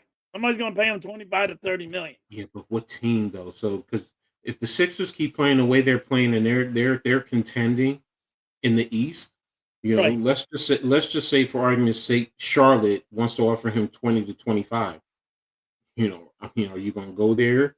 New Orleans wants to offer you that. He wants the bag of money. So you want the money, or do you want to compete? If you give him the years, mm-hmm. he'll see the big picture. Like, I got more years here instead of the bag of money. I got the long-term bag of money. Because somebody's only going to sign him for 3 to 4. I mean, 3 years or 2 years. At 30 million.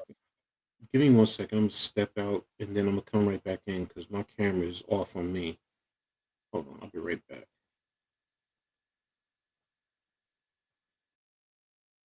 I like to see him. I like to see Grimes here. I think the Sixers should do it. I'm not going to move my boy coach. I'm the coach. But hopefully it happens. Okay, here we go. All right, sorry about that. So Grimes wants, we did that. Missouri is not in the playoffs. Yeah. Not just yet, especially the way the SEC is built. So halftime, I wear your blame the ref shirt you sent me. So okay, Gregor, there you go. Nice, Gregor. Nice. You still got that thing. Nice. That's a blessing. So, but I had that for like 4 years, 3 years. Oh, okay. Let's take a quick look at this. I said standings. Dang nabbit. And it says schedule. My fingers are such butterfingers nowadays. Huh? No, I said my fingers are such butterfingers, my old fat fingers. So you ain't lying. Toronto. Toronto has stepped up to the number 2 in the East, and number 1 in the division. So Philly is at the number 6 seed. They're half a game up over Atlanta. So, and you're going to be competing, with Toronto, the Knicks, Miami, Atlanta, and Orlando. I think those teams, in Chicago, I think Milwaukee will step up eventually and battle for their division. Milwaukee out there in the group too. So, but how do you feel? Are you comfortable with where Philly is right now in the playoff positioning? Well, the early playoff position. Hey, listen, I'm shocked that the Sixers are where they're at right now. I didn't think they were going to be there. I'll take what we got right this minute. I didn't think we were going to be there. I'll be honest. Now I know it's still early. Thing is, that we stay healthy. Hopefully nobody gets injured and they're out for a couple months because it's going to hurt us. But right now, I'm happy with the Sixers. I didn't even think we were going to be there. Okay. And you guys have been doing this. Say what you want. He's been hurt. Paul George has been on his little kick. He's been hurt. Drummond's been hurt. I wasn't really worried about Maxey when he was hurt because he only had a pinky injury. But the Drummond, Paul George, and Embiid being injured all the time, did not think the Sixers would have been where they're at right now. And they're shocking me, and I love it, though. Exactly. Prove me wrong, baby. Prove me wrong. Make the playoff. Blaze, I know the Pistons, that 10 in a row is impressive. but I will say this: the brand that they play, that physical, tough, that old school type of play, man. First of all, that's what I love. That type of basketball. But if they have home field advantage throughout the playoffs, it's going to be tough for anybody in the East. Now, I'm not talking about dealing with OKC or Denver out west. I'm just saying in the East, it's going to be interesting. But they gotta continue to play the way they've been playing, and a little luck goes a long way. So, but Coach, did you uh, know the Chicago Bulls are the only team that never changed their logo?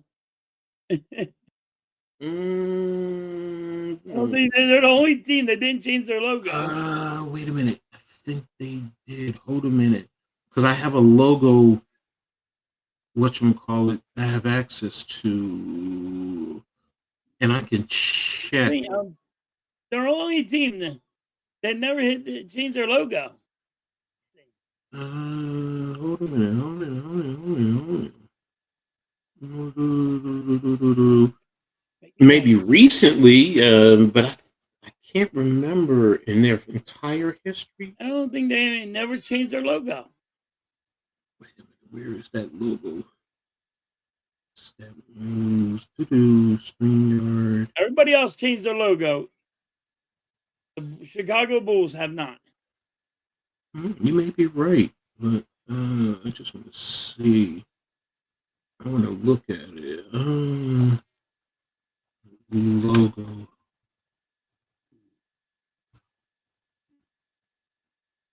Website. Let's see. Can I find that Has site? never changed. Thank you, Blaze. See, Blaze said it.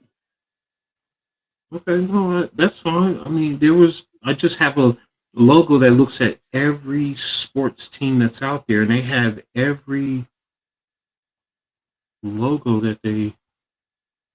Yeah. So yeah, everybody else changed their logo. Chicago Bulls are the only one that have never changed their logo. I know Blaze was talking something before. I'm not gonna mention it, but here it is. Sportslogos.net, NBA. Blaze said Google Master strikes again. Glad you're good at Googling shit, Blaze.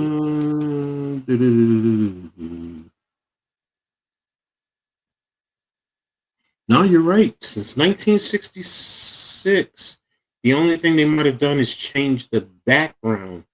They changed the background. They never changed the Yeah, logo. that's what they did. In terms of the wording, they either went with the Bulls or they had the Chicago wording, either script or in print. That's what it was. I knew they did something, but the actual Bulls head, Yeah, they never changed the logo. yeah, exactly. No, they didn't. So yeah, you guys are right there. So, Yeah, I know some shit. Not totally dumb in basketball. oh, there it is. But yeah, if you look up sportslogo.net, you'll see every logo that's ever been out there, and it gives you everything here. I'll put the link in the chat for you guys.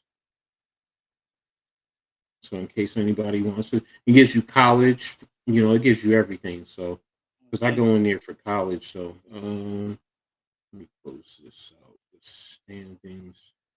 So I mean, it's a cool site. I like it. So I definitely like it. Oh, I forgot. Everyone's going to come up with it. So Please, it's a full upside down. It's a crap. Yeah, I know that. So I told you he was. Every team has a secondary logo, but the bull is the main one, the Google Master. But whatever you do, I mentioned. Yeah, I know Blaze. So, Greg is like halftime is a Knicks fan. So not a Knicks fan. I just bet 1 year on the Knicks, and I didn't even get to win. I just lost my money. Blaze, stupid. You're right. It's a 1-star rating. I'm with you there, Blaze. I'm with you there. So let me tap into the Knicks. Now, Knicks. Let me put up the Knicks. What did I say about the Knicks? Okay, what's wrong with the Knicks? Is it too early? Because I know there's a lot of people in the Knicks kingdom that are really, really panicking already. You know, I even heard someone say, you know what, fire Mike Brown already. And I'm like, what? Wait a minute. You know, I mean, we haven't had a full season as yet. So, but hey, that's how the Knicks fan base is, bro. That's how the Knicks fan base is. So, you know, after 1 month, the offense is still good, but this summer, new Knicks coach Mike Brown repeatedly talked about wanting to add more ball movement and three-point shooting to the Knicks offense arsenal. In a month, he has done that, which is true. The Knicks, after being in the top half of the league in passes per game only once in 5 years under Thibodeau, ranked 5th this season and jumped from 27th in threes attempted per game to 3rd. Sources have praised New York's offensive changes, and with the Eastern Conference more than up for grabs, the Knicks are betting on those changes to possibly reach in the finals since '99. Now, my concern with the Knicks, number one, Karl Anthony Towns. It just seems like he's not getting it, or he's not comfortable in the system. That's a problem. You know, I mean, now when Jalen Brunson was out that first game, he put up a 30 piece. He was masterful, but he's been inconsistent. And it just doesn't seem like he's playing right. There's times where I'm questioning, why is he making this move where he's attacking the defense when they're clogging the paint? And I'm just like, you know, bro, give it up. Don't go down there, be smart. Now, I'm not saying I want him shooting the threes all the time, but, you know, if they put him at the elbow a little bit more, also work on his passing, because he has done some great passes, it would go a long way, you know. So right now they're 4th in the East, you know, but they're 9-5. They're 3.5 behind Detroit, and they're terrible on the road. They just won their first game, and they just won their first game at the start of a 5-game road streak. So they have 4 more, and they play Orlando tonight. And Orlando gives them problems. They play very physically. Orlando is long, they're physical, and they just seem to do well. So, I mean, but what's your thoughts on New York? In the playoffs, right? I'm sorry? You got the Magic going into the playoffs, right? Do I think the Magic are going into the playoffs? Yes. I think they're going to. They have the possibility to get anywhere between 2 and 6. To be honest with you, I think that's realistic. I think they're probably going to be 3 to 6, but they have the ability to get to 2. So, the Cowboys this Sunday beat the Eagles. Then, oh boy, they're not beating the Eagles. I think Katz works well in New York, but would you trade him in the package for Giannis or AD? Okay. For Giannis, first of all, yes, but it depends on what's in the package for Giannis. I'm going to be honest with you. That's the first thing. But I don't think Milwaukee will take him. That's the other thing. I mean, I'm being honest. But if they will take him, what are you giving up along with Cat?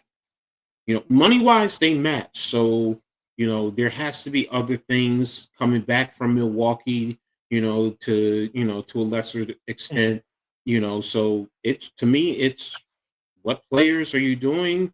The Knicks don't have draft picks, so, it's not going to be about that. So, yes, let's fire the head coach that just got exactly, Victor. I'm the same way. I'm the same exact way. So, but Blaze, would I want Giannis? Yes. AD, no. He's too injury prone for me. He's way too injury prone. And there's no way. I mean, he just got there. He hasn't even been there a full year. And he's been out how many times? I mean, me, NYG, and Pat, we call him Mr. Aw Shit. Because every time he's been around, aw shit, he's hurt again. Aw shit, he's hurt again. So I'm surprised. I'm surprised the Sixers ain't going for him. You would know better than I do. Never mind. No, you're fine, Blaze. Now I haven't seen a lot of games because Dolan, it's blocked out. I haven't seen every game, but some of the games I have seen, and I tried the little thing Mitch gave me, and sometimes it blocks me out. It doesn't let me in. But the ones I do, he just doesn't seem, to be it right now. Could it change maybe by the halfway point? Yeah, it could. So I'm patient with it. So am I ready to trade Cat? No. Jersey boy, Piscataway, New Jersey, literally he's 40 minutes from MSG. He really is with no traffic. So no, I'm not ready to let him go. But if you're telling me I could get Giannis, bye, Cat. Bye. Bye. Yeah. But if you're telling me Giannis, if you're telling me to get Giannis, I have to give up Mitchell Robinson and Cat, I'd have to think about it. Because Mitchell, his offensive rebounding, his defense, now his free throw shooting, that begs a different question. And with basketball, you have it's a number game, right? When you make a trade, you got to match their numbers to your numbers. It depends on where you are in terms of the aprons. If you're under all the aprons, no, you can take back on money. But the Knicks are above the first, but before the second. So there's a certain thing that you have to match dollar for dollar pretty much. So, yeah, right. And they will want more than Cat. So, so it's like, who you giving up? They're probably going to ask for Cat, maybe even OG, and I know OG is hurt. He has the injury issue, but, they're going to ask for a lot. And the Knicks don't have a first. Because if we did, I'd say do it right now. I'd do it right now if you did. I'm not going to lie to you. You didn't. Yeah, you already traded your first round. The Nets thing, we gave up 5 first rounds and the swap. Also in the Cat trade, with Julius Randle, you sent the first over there. So I think the first year that we control is 2031. So it's a lot, man. That's why you have to make it work right now. You really have to make it work right now. So if I can get Giannis, I will tell you this. I don't even see if Giannis with Jalen Brown, if you just did Cat, yeah, there's no way in the world. Okay, I put him up there. I would put him up there. So, and the way they're using Brunson, they're not using Brunson a lot with his on the ball. He's not dribbling all the time. So, will the Sixers trade Embiid? And will the Sixers trade Embiid? No, nobody wants Embiid. I'm gonna be honest with you. I don't see anybody unless you trade him somewhere like Charlotte. But what does Charlotte have to give you back? That's what I'm asking. If people are like trade Embiid, I'm like, who's gonna want him? Because right now he can't stay healthy. People think he's gonna retire, but nobody's retiring. This cracks me up.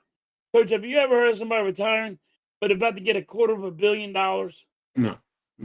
You watch them just play their freaking thing out, right? Exactly. Because they're not going to turn down $250 million. They're like, he has enough money that he's not going to go for the $250 million. Get the fuck out of here. Money is. I'm sorry. I get it. I understand what they're saying, but that's $250 million, man. It's $250 million. Nobody turns that kind of money down. You know what? I'm going to retire.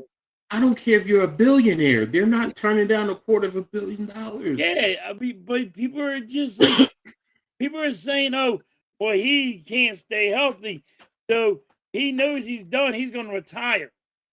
No, he's not. He's not retiring. No. He just signed a deal for the $250 million. He ain't signed it. Now, can you trade him? Is the question. Mm-hmm. That's the only thing. There's the only thing that's going to happen with Embiid. Exactly. Or you're stuck with them. Apparently, we're stuck with him. Yes, you're stuck with him.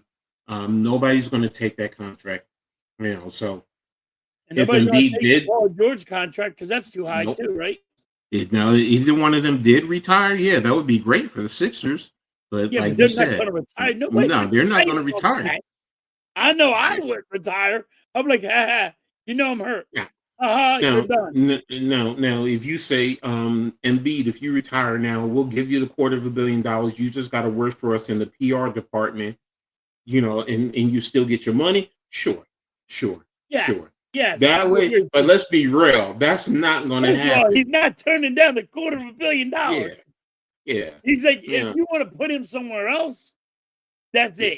it. But I don't see that. I don't see that shit happening. People are like, oh, he's going to retire because he's going to think about the team. He don't give a damn No, about the he's team. not. No, he's $250 not. million. I don't give a damn about this team. This team's going to have to deal with my ass.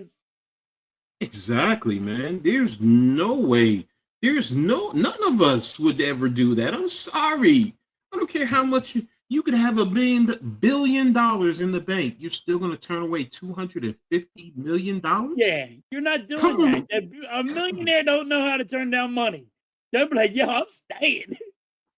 It's their dumb Exactly. asses probably signing me to this contract. Exactly. So, I was just wondering if you thought they ooh, would, because this contract's out of control.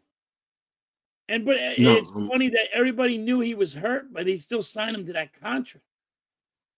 Like, what were exactly. you thinking? No, I'm with you, bro. I'm with you. I'm just putting around, and I just saw this.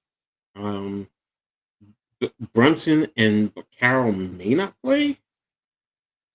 That'll be big, man.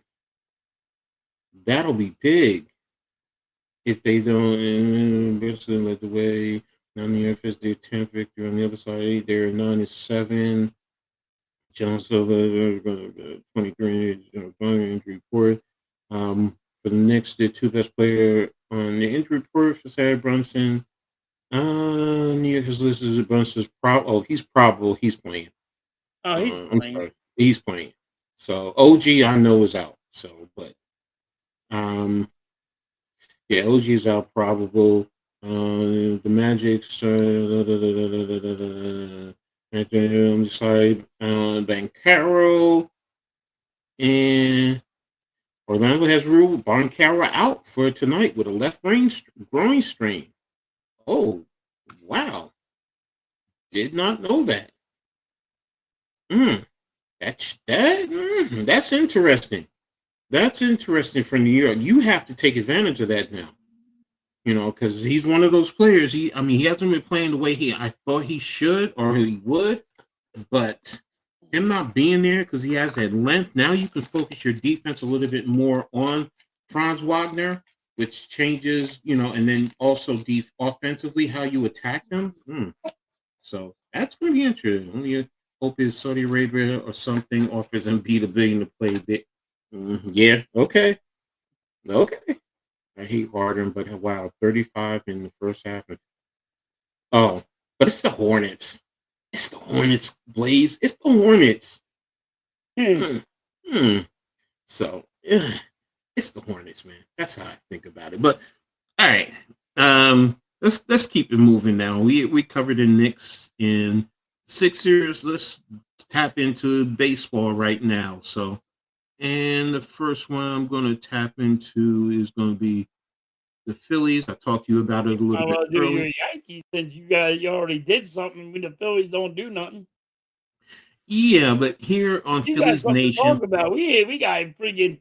but here it's talking about 5 potential Phillies target and free agent outfield targets, and you would need an outfielder, and I need it says, I need 2. You want me to be honest? I need 3 because I don't know if here the other you guy's go. going to sign.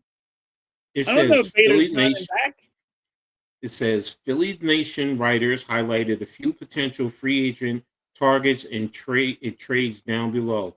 First one is Rob Rice Snyder.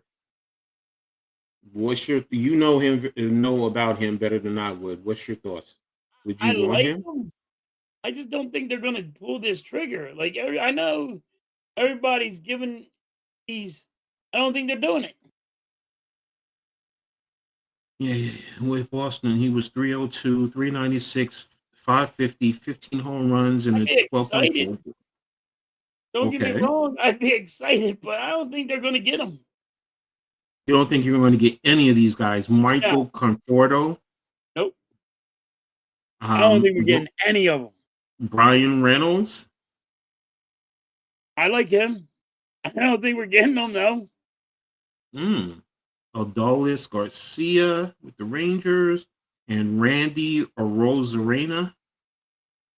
I wouldn't even take him. And then what I got in my outfield. You don't think you guys are Look, going to get we're any not of even. it? I don't know. I don't know what the Phillies are going to do. The Phillies are just mind-boggling. Are they going to keep Marsh? Are they going to get rid of Castellano?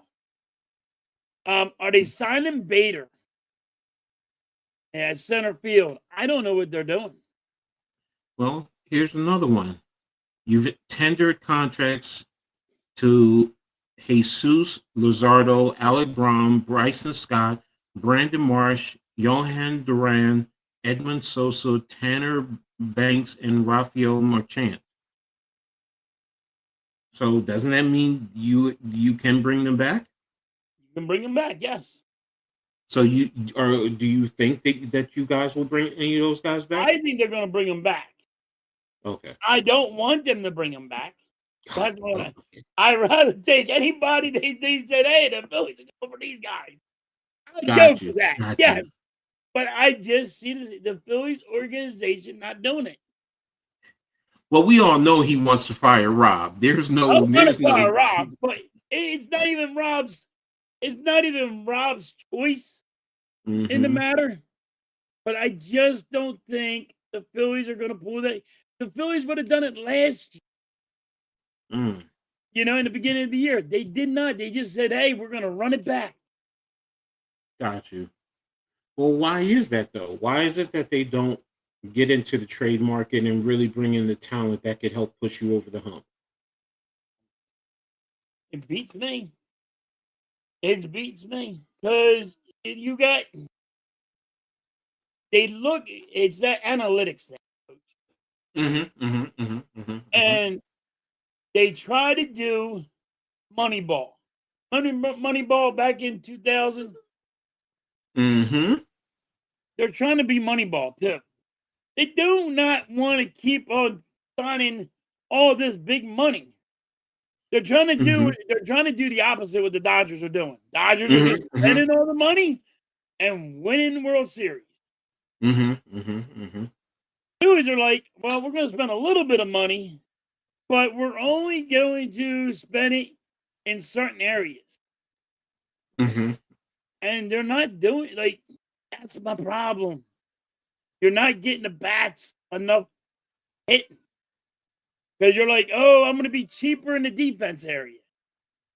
Know what I mean? The Phillies are acting like they're under a salary cap. Got you. And they are going cheaper on defense than they are on offense. Or the bats are not as good. But the outfield is not, the bats are not that good. And you got your infield, the bats are better. Well, it's supposed to be better with Harper and, but it's not. Like Harper makes the most. So I know that. Harper, Turner, you got JT, they make the most.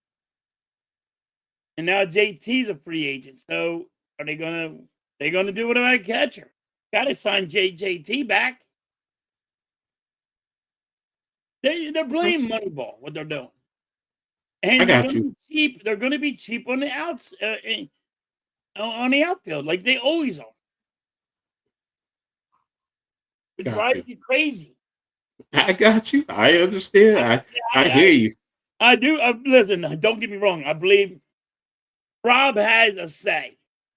And Rob likes analytics. I wish I took that analytics Bible that he likes so much and crack his head with it. I can't stand analytics. It drives me freaking bonkers. Oh, don't worry. I'm with you, bro, with that. Trust and believe I'm with you with that. So And now let's move over to the Evil Empire. They non-tendered several guys. They non-tendered Mark Leiter Jr., Ian Hamilton, Scott Efros, Jake Cousins, and Michael Arias. So they're all free agents. Frees up spots on the 40-man roster, but they also offer one-year deals to Clark Schmidt and Oswaldo Cabrera, and they're avoiding arbitration. So just like you're talking about with the Phillies, the Yankees are doing that too. They're freeing up money. They're doing the same thing. They're going. Yeah. They're trying to play Moneyball. They're trying to be cheaper at certain positions where you need them to be more expensive. Mm-hmm. Exactly. It's weird. And Rob came from the Yankees. Well, I didn't like them, but truthfully, this is what they do. They see Moneyball from 2000 and then act like we're going to do it. Look at the Dodgers. The Dodgers are putting all the money out there. Now they've also offered players who are eligible for arbitration. There's 8 of them: Josh Chisholm, David Bernard, Camilo Doval, Anthony Volpe, Luis Gil, Jose Cabrera, Fernando Cruz, and Jake Bird. And as you see the pricing, it's on the low end of the spectrum. So, that's exactly what they're doing. They're offering arbitration. The Phillies are. This is why I don't like Rob Thompson. I know with the Yankees are actually doing exactly what the Phillies did. That's how they lost. And baseball this year, they're doing the same shit. The side by side, they're the same team. Yeah, they are. I'm with you, bro. But it pisses you off. Exactly, it does. It frustrates the heck out of me, man. I'm like, why? And people are like, "Oh, Kyle Schwarber, we got to give him $125 million." I'm not giving him $125 million. He's not going to stick around for $125 million when he's getting $160 offer. Blaze says Schwarber to Pittsburgh. He might go. No, the Pirates might get him. Don't get me wrong. You're not going to get 50 home runs out of everybody like everybody thinks you're going to get out of them. That's a guarantee. That's a guarantee. I'll put a guarantee on that one. You're not getting 50 home runs off of Schwarber. You're going to overpay. Somebody's going to overpay Schwarber. He's going to go there. He's going to hit about 25. Maybe 30 home runs, maybe. Big maybe. He's not getting over that. Okay. Schwarber's going downhill. And you're going to pay, and you're paying a DH. Because he can't play in the outfield no more. Because he's about tons of fun as me. Fat as hell. Can't run no more. Bad knees. All right. Last thing we want to talk about is there's Japanese players. There's 4 of them that are free agents. Infielders, Muntaka Murakami and Kazuma Okamoto. I don't know if I'm saying that right. And pitchers, Taisuya Imali and Kona Tashaki. So your infielders are corner infielders with significant power and some defensive question marks. They also have plenty of differences. Do you expect a similar group of interest to be in both? And the author is saying, yeah, I'm sure there's interested teams for both. They have some differences that can impact the type of teams that will pursue them. Omato, he's entering age 30. So he's been around for a while. So, and Muraka is 25. So, do they give us the teams? Teams will be willing to take more of a risk and bet on the upslide. And they have a interest. They're not giving us any teams. So I think the Phillies um, should be I think the Phillies should actually be an interested in it. We need a second baseman, so I mean I would. mm-hmm. Um And and it'd be a cheap thing, and they're playing that money that you know what I mean, they're playing cheap. So why wouldn't you do it that way and take the risk on him? Because you need a second baseman. Stott is not cutting the mustard. well, these guys are corner out infielders. Infielders. Yeah, they're corners, so it's first or third. So Yeah. I don't, and they have defensive liability, so you can't put them on at second or short, No, especially but with their liability. you got guys that you can switch. Oh, yeah, Put you're them right. in You're right. second and make them a third or a first. Got you. You know what I mean? You could switch Yeah. some guys around and make that happen. And Iman, it says, can be slotted in with the top 4 or 5 starters on the free agent market. That says a lot. A third baseman can also play shortstop. Really? You think so? Yeah. Some third basemen can play shortstop. Well, I've seen it go the other way. Shortstop can play third base as Yeah. opposed to the other way around. But Yeah, but okay. I mean, it depends on the player. I mean, you know, I haven't seen what they could do. I would take a chance on them, but because I don't even know if you're going to keep Alec Boone. Okay. Because they're talking about trading him, getting rid of him. I don't see nobody. I don't see nothing happen with the Phillies. Talking about the Dodgers and the Mariners having success with Japanese players, so I guess they're saying they might be in the market. Yep. The rich get richer.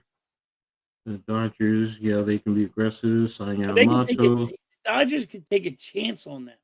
Yeah. Because how stacked they are, they could take a chance on them. Yankees have been with a few in the East because of Matsui, Tanaka, and Kuroda. Yeah, so it's going to be interesting. I want to see where these guys end up, though.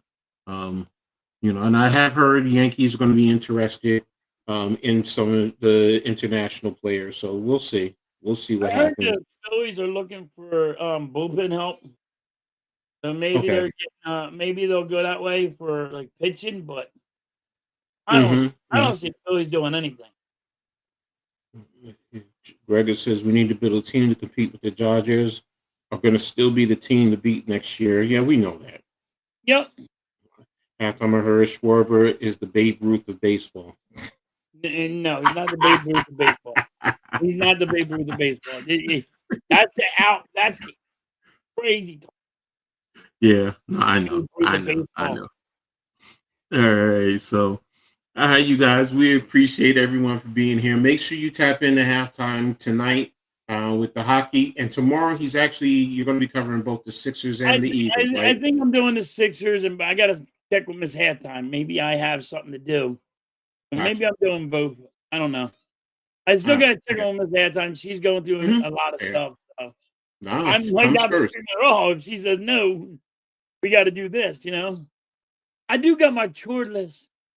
Yeah. You know what I mean? Yeah.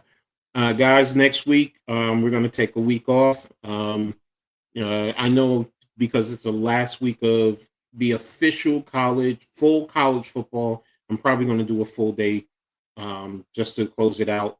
Coach, are you shocked how college football has been going this year? Yes and no. Am I shocked with some of the top teams? No. The SEC, we all know the SEC is a very competitive league, top to bottom for the most part. I have to be honest. The Big Ten is right behind them, but they're more top heavy than they're bottom heavy. The biggest issue has been the NIL and the transfer portal. Hopefully, there's these new changes. They've taken out the 2 transfer portals. Now there's only one. So kids are not going to be able to impact the bowl games and make decisions until January. So, and then they're going to have a quick decision to decide. So, maybe that'll slow it down. In the end, it comes down to the money. Do you have the money to pay for these kids? So I was reading this one kid today. I on my Twitter page. Let me see if I can pull it up. What he had said. Where is his page?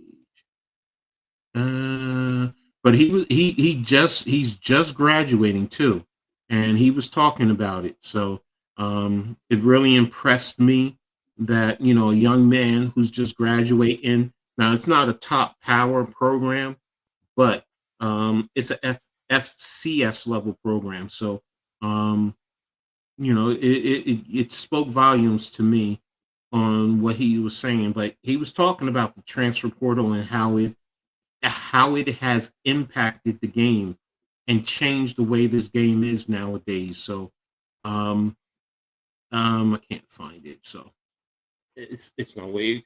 If you go to my Twitter page, you can scroll through and you can find it there. Are you shocked about Penn State? How bad they were Yes. this year? Yes.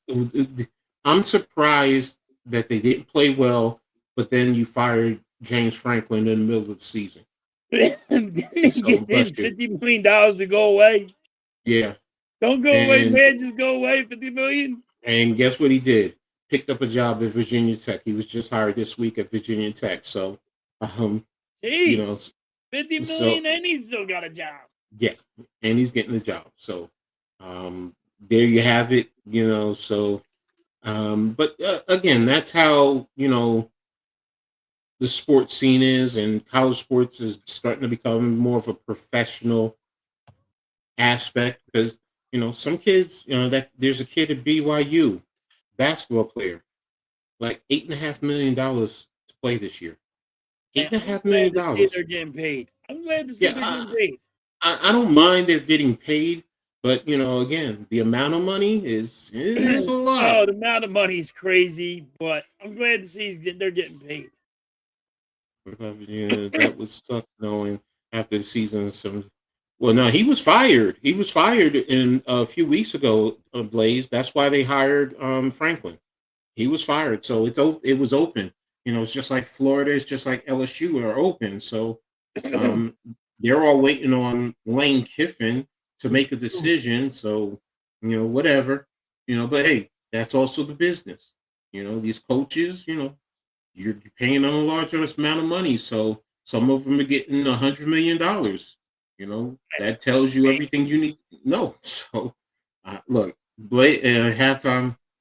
If I had known it was going to blow up like this, I would have joined college football a long time ago, bro. I've been a coach a long time ago. I would have never expected the money to be like this. I'm not gonna lie to you, and I would have.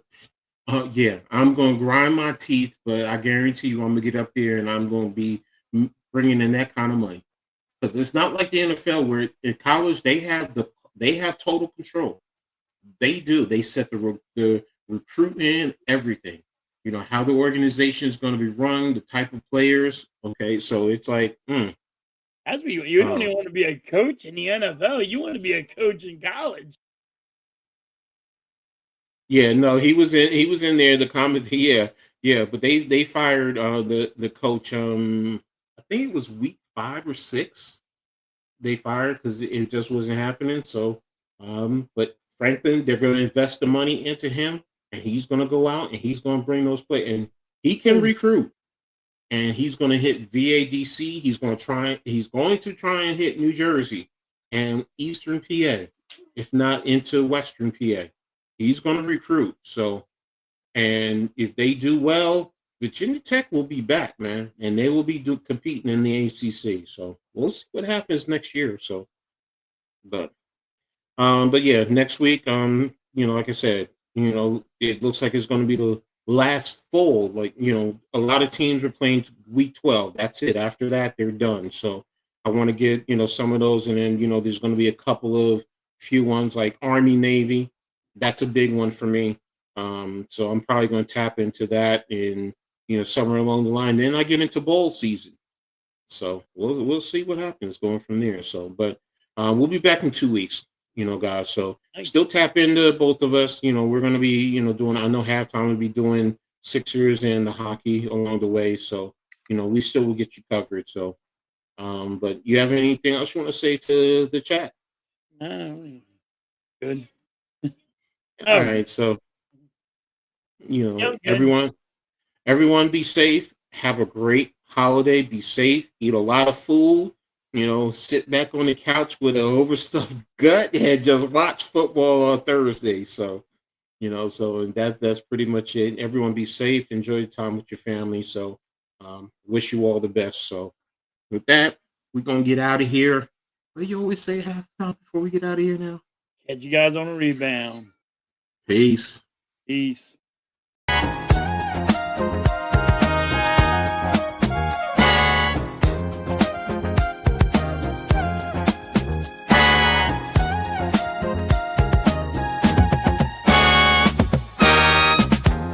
We gather round for the halftime chat.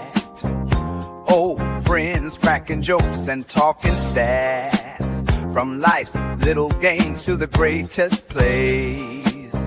Love and the stories from the old glory days. With Philly's heart and Coach's cheer, we break it down every moment, dear. Life is a team and we've got the plan. Sports, love, and laughter, that's who we am.